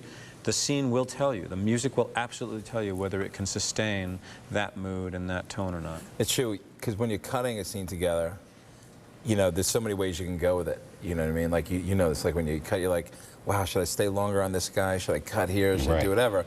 But you're right. The minute you put music in, it's an instantaneous, like, oh, Lord, stop now. It also tells you what's wrong with the scene. Music will absolutely tell you if a performance is laughable. You know, but you've kind of hidden it. Right. It'll bring out the cracks. It definitely brings out the cracks if it's not right. The thing that you discover is that when you're temping or scoring comedic moments in movies, is that you can't. It's going to backfire in a major way if you try to put funny music there.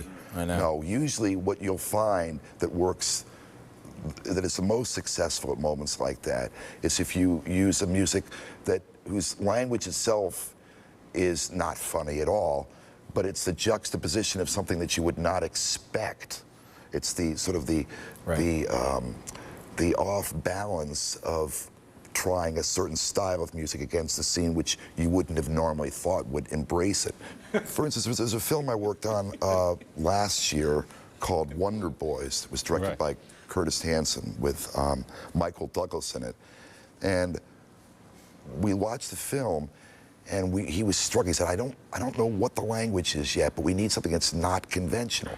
So I watched the film a number of times, and finally I said, how about Zydeco music?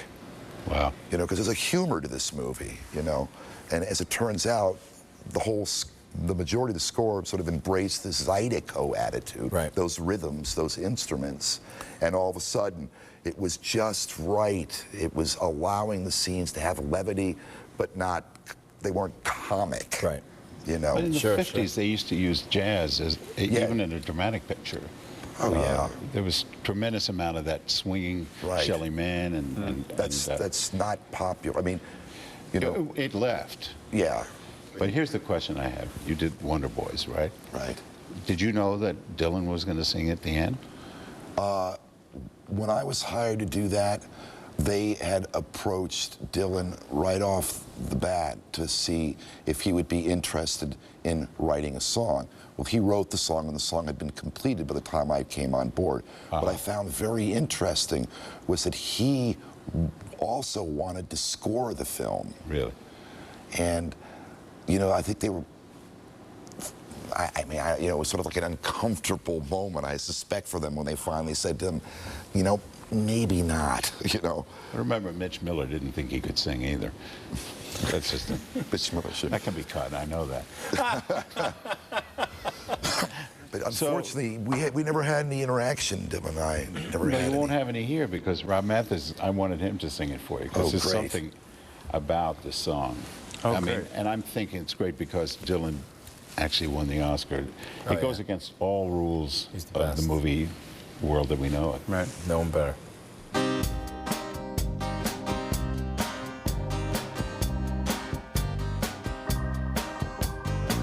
A word mind with a word mind. No one in front of me and nothing behind. There's a woman on my lap, drinking champagne. Got a white skin, got assassin's eyes. I'm looking up into the sapphire-tinted skies, well-dressed, waiting on the last train. Standing on the gallows with my head in a noose. Any minute now, I'm predicting all hell's gonna break loose. Yeah, people are crazy and times are strange. I'm locked in tight, I'm out of range. I used to care, but things have changed. Yeah.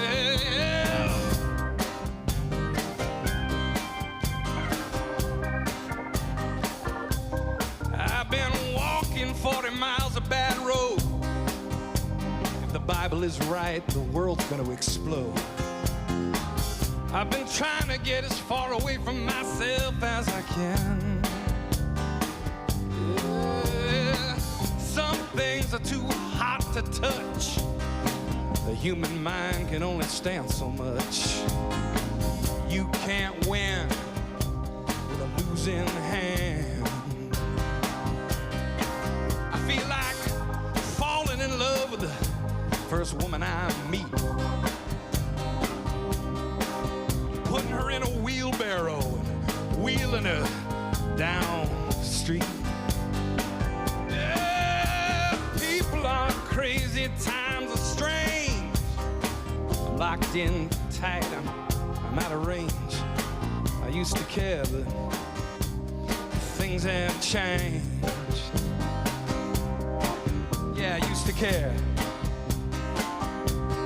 Things have changed. To care. Things have changed, yeah. Change.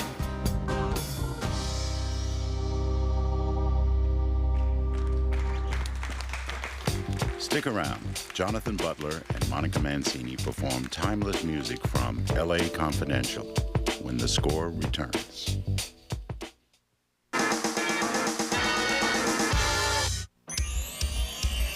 Is it gay in here, or is it just Trio? Ooh. Trio presents an alternative TV lifestyle. The Outzone. I like men about me, I really do. Come out, every Saturday night. Kim is a homosexual. Is that all? Nothing but dames, divas, lots of drama, and at least one old flame. Hey. Spend Saturday nights in the Outzone. Every weekend at 9 Eastern, only on Trio. Pop Culture TV. From beautiful downtown Burbank. Before SNL. One ringy-dingy. Before Monty Python. There was... Sock it to me, sock it to me. Sock it to me! Sock it to me, honey. Rowan and Martin's Laugh-In. And all May, Trio's Sockin' It To You with the groundbreaking comedy show. Very interesting. You can say that again. It's a month of sex, smoking, and politics. Sock it to me? Laugh-In. All May, every weeknight on Trio. Pop Culture TV.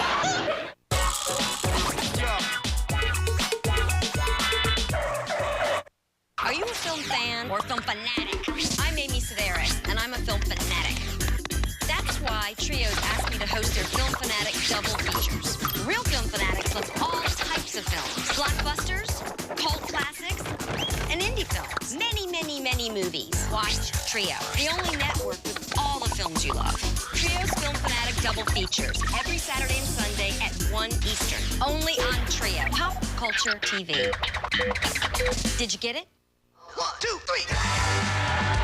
Rock and roll, white It's like a game show where you have to dress up.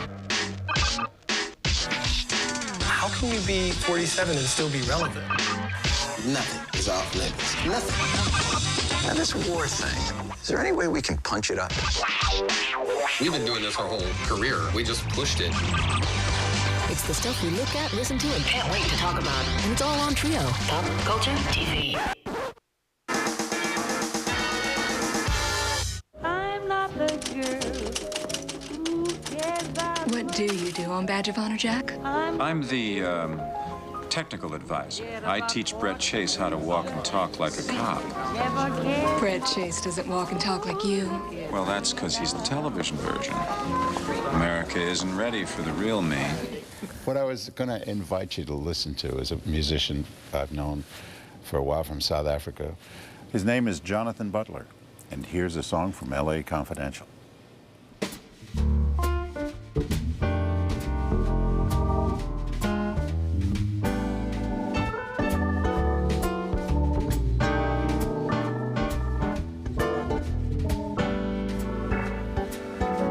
She gets too hungry for dinner at 8.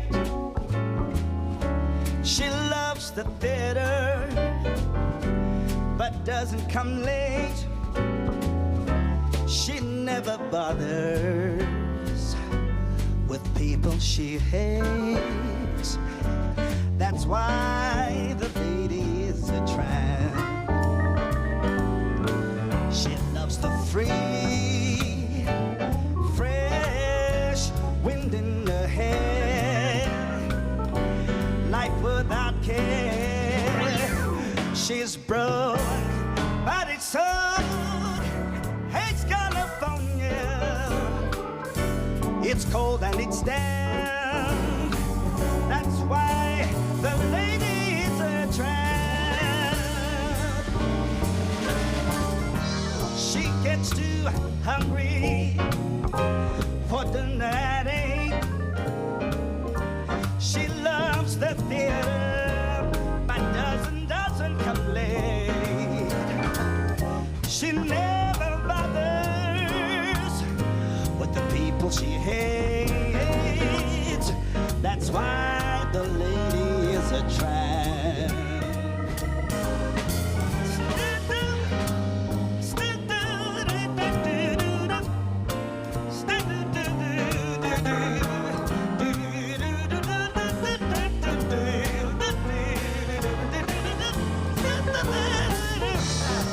She hates California, 'cause it's cold and it's apple.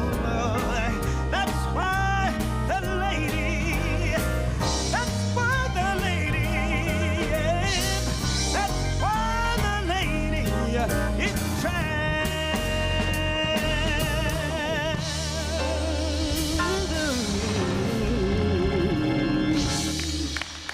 Oh. Fantastic.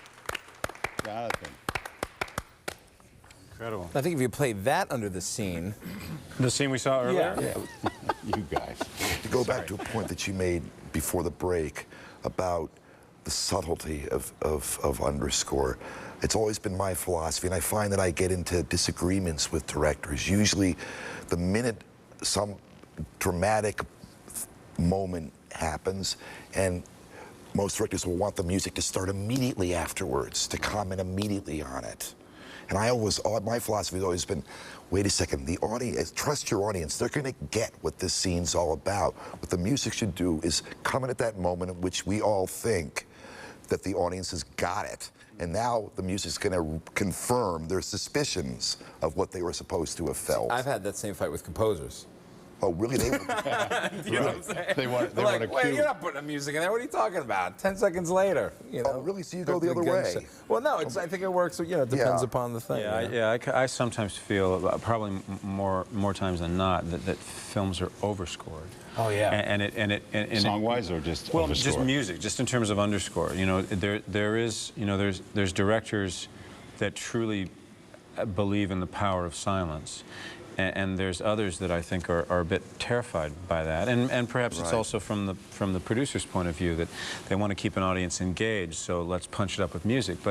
And also they're doing it, I guess, in some ways to try to lead an audience emotionally. Right. And sometimes I think it's so great when you allow an audience to get there on their own. You know, you maybe give a little suggestion and sort of goose them along the way. Oh, it's the best. But sometimes I really feel that films are so overscored that they actually diminish the power of the emotion because they're not allowing the audience to come halfway.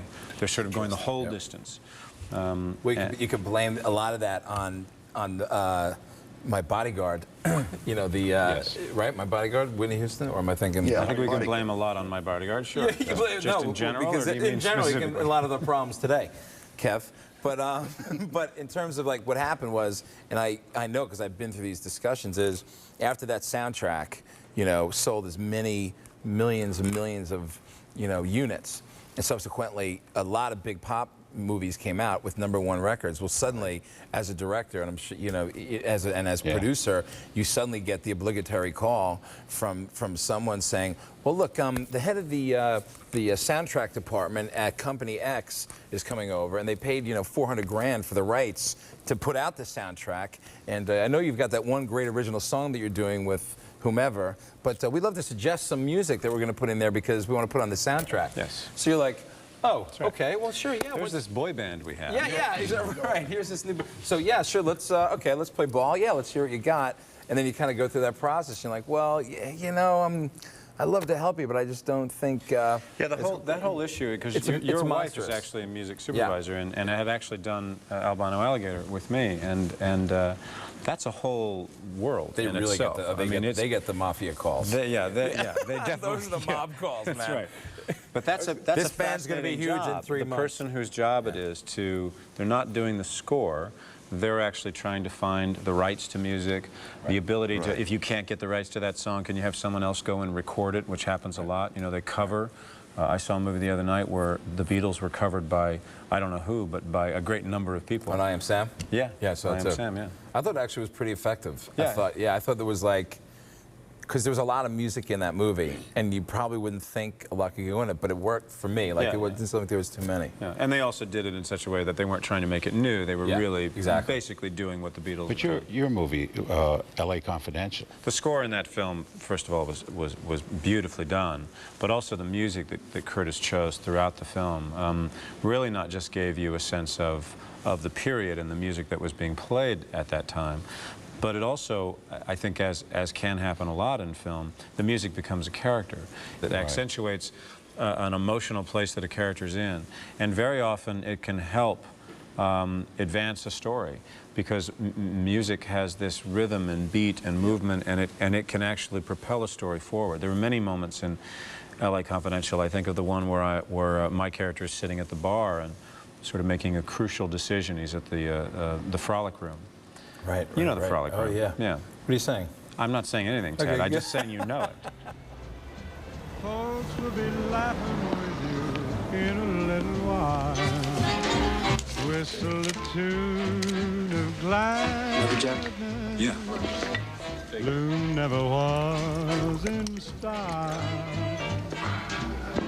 The future's brighter when hearts are lighter. So smile, smile, smile. But there's a great moment there where he's playing a song underneath that really underscores what the character is going through. And throughout the film, it's just done beautifully. In American Beauty, they used a great deal of Bobby Darin through that score, and it's a very effective and sort of helps the film in the various places that it needs that. We know what's great about American Beauty and also about like, Confidential, about the musical. Just as you're talking about it, I went back there. It matched the picture. You know what I mean? Like it felt like it was of the same period, and that's like I know what you're talking about. It's like when you're watching a picture and suddenly the music comes on, you're like. Forget that it's a different period. It's just like it just doesn't match. You know, it's as bad as, or perhaps worse, as putting a really wrong piece of clothing on an actor. You know, it's just like, wow, what just doesn't feel right about that scene? I have a friend here. Really? Named Monica Mancini. And she's here to perform another song from LA Confidential. Accentuate the positive.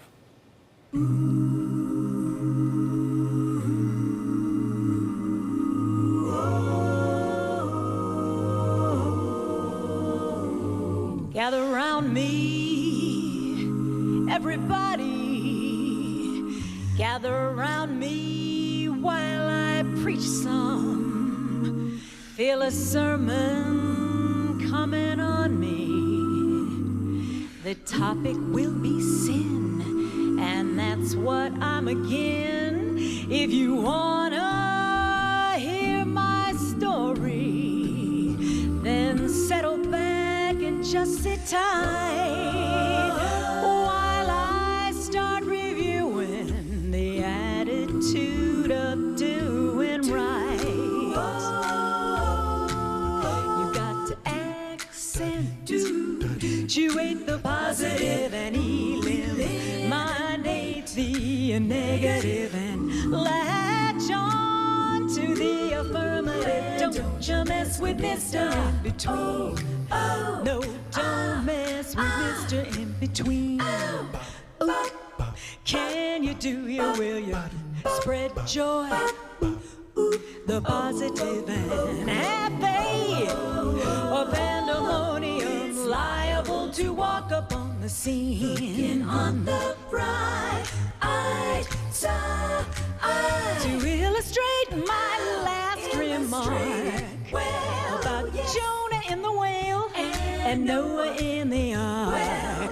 What did they do? It looked so dark.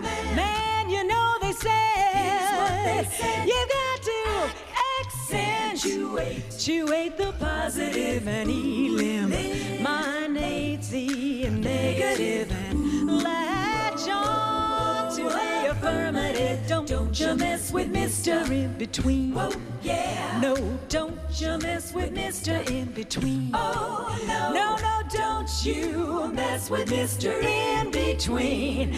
Don't you, no bother, well, don't you mess with Mr. In Between. Oh, yeah.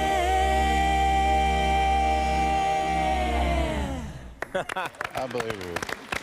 That's pretty. When we return, we'll hear a classic Harvey Weinstein story and a surprise ending for the shipping news, right here on The Score.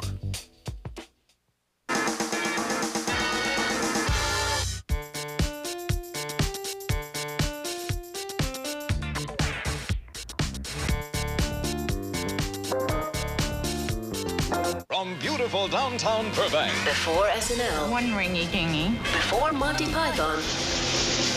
There was... Sock it to me, sock it to me. Sock it to me! Sock it to me, honey. Rowan and Martin's Laugh-In. And all May, Trio's Sockin' It To You with the groundbreaking comedy show. Very interesting. You can say that again. It's a month of sex, smoking, and politics. Sock it to me? Laugh-In. All May, every weeknight on Trio. Pop Culture TV. Remember when there were only a few TV channels and parents could easily keep track of what their kids watched? There's much more choice today. There are hundreds of cable programs, and making the right choices isn't always easy. One great choice is for families to communicate and decide together on what to watch. Help is available in the form of parental controls through your cable company and the V-Chip. For more information on how to choose the programming for your home, contact your cable company or visit the controlyourtv.org website. Trio is Pop Culture TV, the only network obsessed with pop culture. 24 hours, it's just not enough. And we're taking that obsession to the web. Trio Plus, designed exclusively for broadband. We love it. We love you guys. Go to triotv.com/plus to see what you can't see anywhere else, like classic Mr. Bill, exclusive interviews, and award-winning short films. It's all mixed flavors. Get more of pop culture's best. Go to Trio Plus, triotv.com/plus.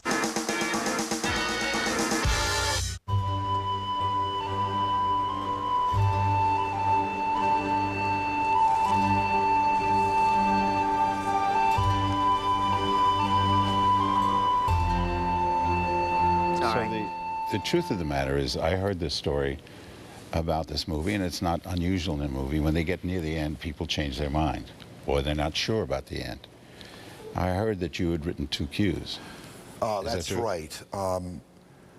The closing scene, you know, you go out in the bluff, and things have turned out for the better, and it's one of these, and life is going to go on, and life is going to go on, and this is a wonderful thing.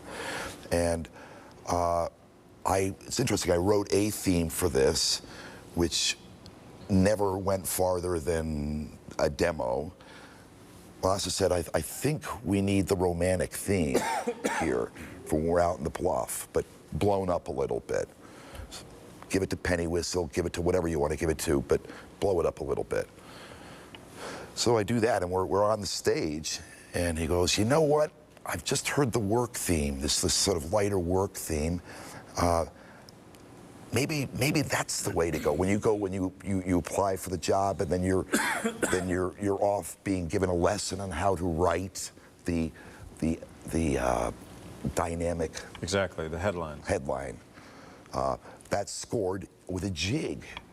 That was Lasse's brilliance. He said to me, you know, for this work stuff, to give levity here, why don't we try a jig? I went, a jig? My God, of course. I look at Ted when you say jig for no reason other than because he wants to get jiggy with me. Then I just like the idea of Ted doing a jig. So the punchline to this is, oh yeah, you will not know. I will not until we buy the DVD. That's right. Oh, you don't know which he ended up using? No idea. No, it's great. Wow. Wow. But this is a classic example of being able to... but that's exactly what the actor's experience is like in some ways. You know, you come to a set and you film a scene like the scene we've watched tonight. We probably shot that 10 or 12 different ways, different angles, different lenses, different setups over the course of a day. And then the director takes that, and I have absolutely no idea which take, which angle, which moment. Performance is different. You go and see the movie, and because I don't go to dailies, it's always a great surprise about what the director's... Do you like that surprise? Sometimes. I was going to say, yeah. Okay. When it works. But don't you get a chance to see the film before it's previewed, or it's a done deal? Sometimes. Sometimes, okay. Yes, and sometimes it doesn't matter what you think. I see. They're going to do whatever the heck they want. Okay. Yes, sometimes. So it's another kind of power, that there is an opinion, but at the end of the day, we don't get to the editing room. This could end up with just titles and cards, and who knows what they'll do. Can I tell a story? It's a wonderful story. In Rounders? Yeah, Rounders. Rounders. John, yeah. It was an interesting moment. They have the premiere, Harvey Weinstein, excuse me. You'll never work in this town again. Exactly, I just blew that one up. So I hear that Harvey wants to speak to me after the screening. I'd never met him. Well, great. Hope he liked the music. Harvey goes, Chris, I need to see you in your office tomorrow morning at 8 a.m. So he comes in and sits down at the piano, or sits at my desk, my piano's there. Right. And he says, you know, I got to tell you something. If I wanted to hear jazz, I'd turn on WJAZ. I hate jazz in my movies. I go, okay. Well, you know, there's a lot of jazz in this movie. You know, and the film comes out in, I think, 5 days. Right. What are we going to do about this? He goes, I think we need to replace a lot of the jazz stuff with some dramatic underscore. Okay, great. You know, this is what I need in the music. And he described to me the emotions. The amazing thing was that here he was, I was at the piano, And he go, okay, Chris, here's the scene. This is what I want it to feel. I go, like this. You know, it was one of these classic moments. Right. And I swear to God, he goes, that's it. That's what I want. You know. So we were in rescoring that movie. Oh, I remember. Remember that? 2 or 3 days before it came out, right? And you never told him you were playing the theme from High Noon. You never told him. You're right. Don't forsake me, oh my darling. But the one wonderful thing I will say about Harvey is here is the head of a company who actually comes over and sits down and tells you what he's looking for. Right. See, to me, that's terrifying, but to you, that's... No, it was wonderful, because normally what you hear is when you hear that the head of the company doesn't like what you're doing, you hear about it through the third or fourth person down the line that works for him. Well, Harvey says. Right. But I admired so much. Of course, I was shaking. You know, do it. Give that theme to me now. Right. You know, I had to think on my feet. Well, I'm glad you're still with us. Yeah, well. Hey, Chris. Yeah. Back to shipping news. Since they don't know which one is going to be the ending of this movie, or we won't know, are we going to hear one of the endings for the work theme at the moment? Would you do that? We will play the working theme, yes. Yeah.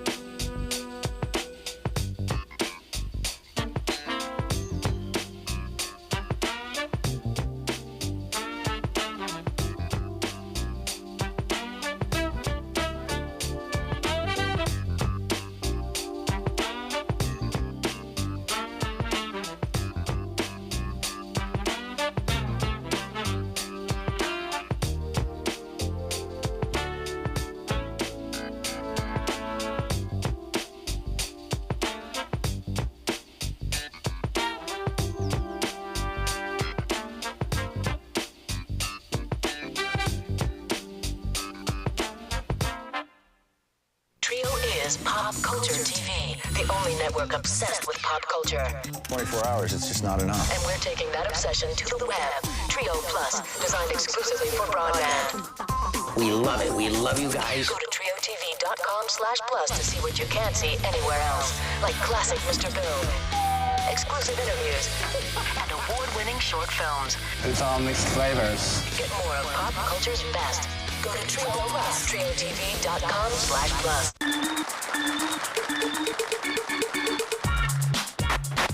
From beautiful downtown Burbank. Before SNL. One ringy kingy. Before Monty Python. There was... Sock it to me, sock it to me. Sock it to me! Sock it to me, honey. Rowan and Martin's Laugh-In. And all May, Trio's Sockin' It To You with the groundbreaking comedy show. Very interesting. You can say that again. It's a month of sex, smoking, and politics. Sock it to me? Laugh-In. All May, every weeknight on Trio. Pop Culture TV.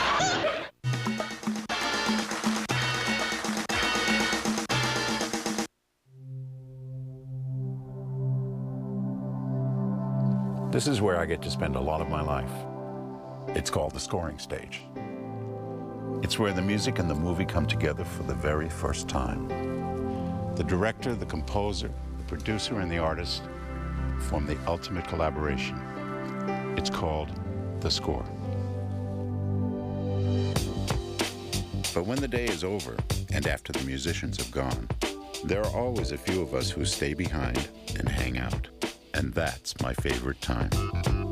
We pull up a few chairs, open a bottle of wine, and talk about the work we've just done, the stuff we should have done, and the ones that got away. And that's the score.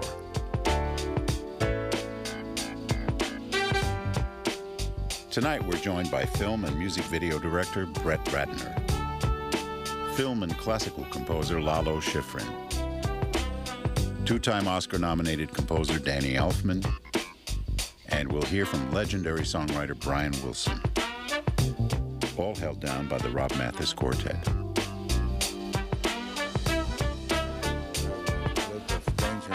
What did you watch growing up? What kind of movies? You're from Argentina? Oh, yeah. I mean, not that they didn't have No, the but same I was going to the movies since I was a child. I remember when I was 5 years old, I went to see The Frankenstein or Dracula. Yeah. And I was going to grammar school. And in one of the recesses, with my classmates, I said, you know, I went to see a horror movie over the weekend, and I can tell you something. Without the music, it wouldn't have been so scary. Really? So I already established the I mean, and I pay a lot of, I used to go to see B movies that they had great scores. I was seeing movies sometimes 20 times to listen to the music. Wow. Yeah. You know, and that's the way I learned, because now there are music schools that they teach you how to write music for movies and television and all that. And when I was growing up, forget it. I mean, there was no such a thing. Exactly. But I was going to see movies a lot. You're a young guy now, so you must have been a huge fan, like prodigies of music, prodigies of film. Well, actually, I became a fan of movies before I became a fan of music. One of my favorite movies ever was Enter the Dragon. And I was such a big fan of Bruce Lee. And the thing that stayed with me after watching the movie over and over again, because it came out when I was too small, but I watched it when I was about 8 years old, I think, or 7 years old, was the score. And it was by far, and I've been saying this for years, it's my favorite score ever.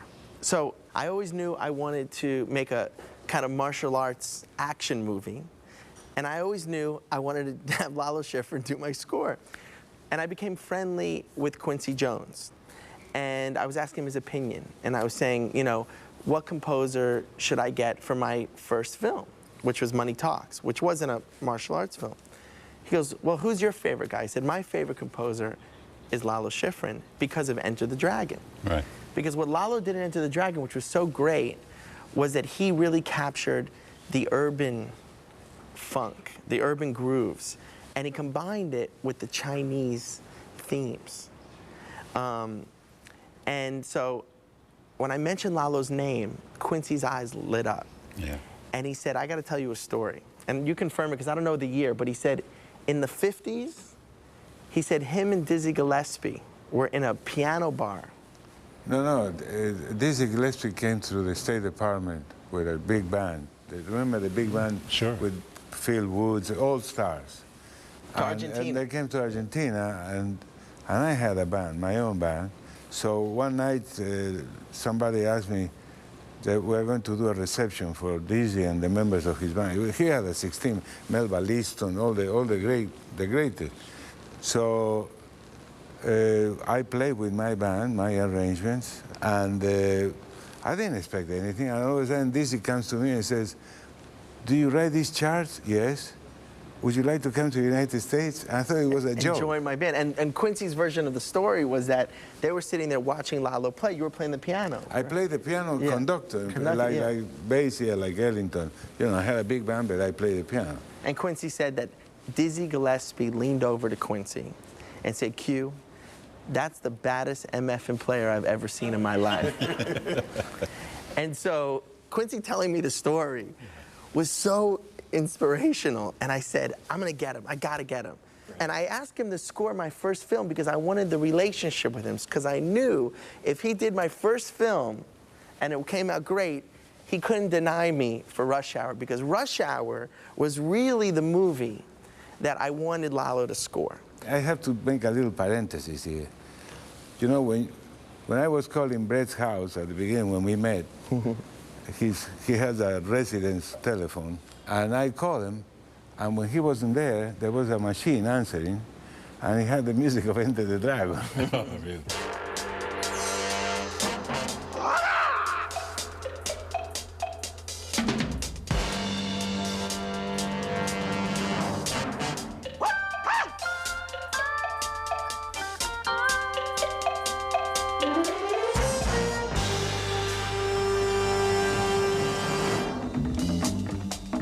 Well, I remember when I met Lalo, I was so fascinated, and I wanted to pick his brain and ask him every question about Enter the Dragon.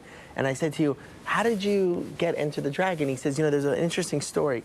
He took his kids in Hollywood to a theater that was showing some Kung Fu movies, some Bruce Lee movies. Yeah, the Five Fingers of Death. The Five Fingers of Death. And so he's watching the Five Fingers of Death in the theater, and all of a sudden, he hears his music in the film. No. Of course, the Hong Kong cinema was run by the Chinese mafia, and they don't license music. They just put it in the film. They don't care. My attorney said, "You want to sue them, go to Hong Kong. You'll never come back." Yeah. So there was no. So he says, "You know, I see what they were trying to do, but I think I could have done it better." Wow. And then a week later. No, I arrived home. That was. I came home and the telephone. My agent called me and says they're doing the first Bruce Lee movie in America, Warner Brothers, big production, Enter the Dragon, and they want you to do the score. Oh. And you know why? Because Bruce Lee was practicing in his dojo to the music of Mission Impossible. It's incredible. Because of the rhythm. Right. And so Bruce Lee recommended that Lalo do the score for Enter the Dragon. Wow. A few years ago, I conducted at the Salzburg Festival, you know, it's a classic. And there was a press conference, and the press conference lasted, you know, for a while about what I was going to do and all that. So all of a sudden, a young lady comes from the back and says, "Can I ask you a question?" "Yes." "What did you write Mission Impossible in 5/4? "Oh," I said, "you know, you remember the Manhattan Project?" "What?" "When they were building the atomic bomb in New Mexico." I said, I made it up, you know, I'm a jazz musician, I improvised. So I said, you know, the people there were many mutants that were born there with 5 legs. So I had to write something for, when I was going to discotheque, the real people who have 2 legs, they couldn't dance it. They couldn't dance anything. So I wrote for them this, you know, I wrote this theme. Should we go there with it? So I,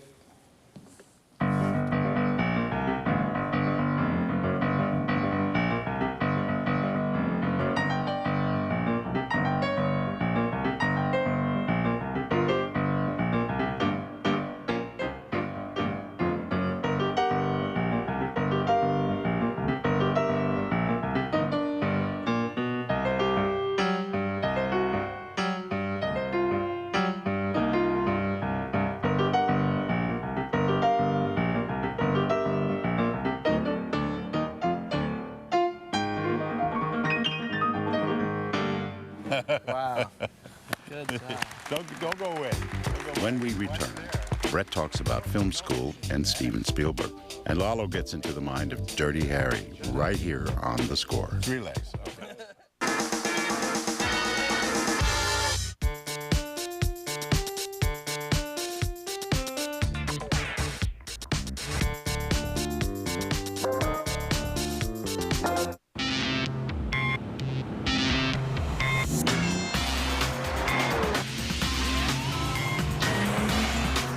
Chevy Cobalt has more standard horsepower than the Toyota Corolla or Honda Civic, and a 5-year, 60,000-mile powertrain warranty.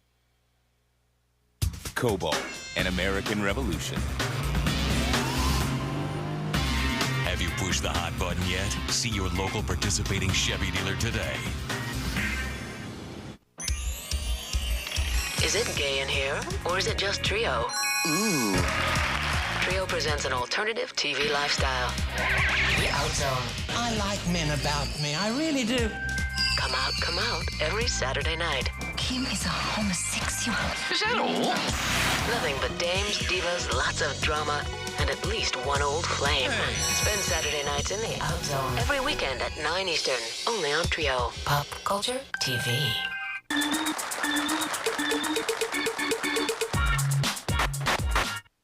Trio is Pop Culture TV. It's an ugly haircut. Every weeknight at 9, watch another story from the front lines of pop culture on 9 Sharp. I don't enforce morals, I enforce laws. So many people wind up resenting teen pop stars.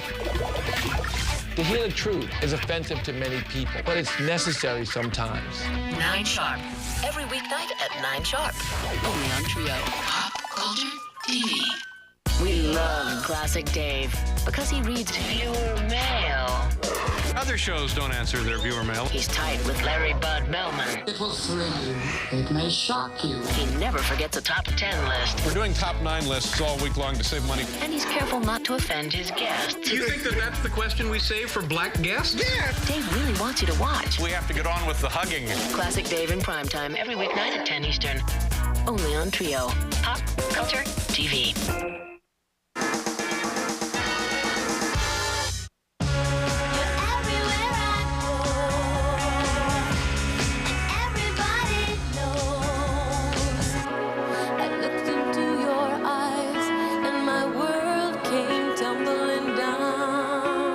Your life, besides your passion as a child going from movies, you started out doing music videos, right? Well, I'll tell you what did it. My mother actually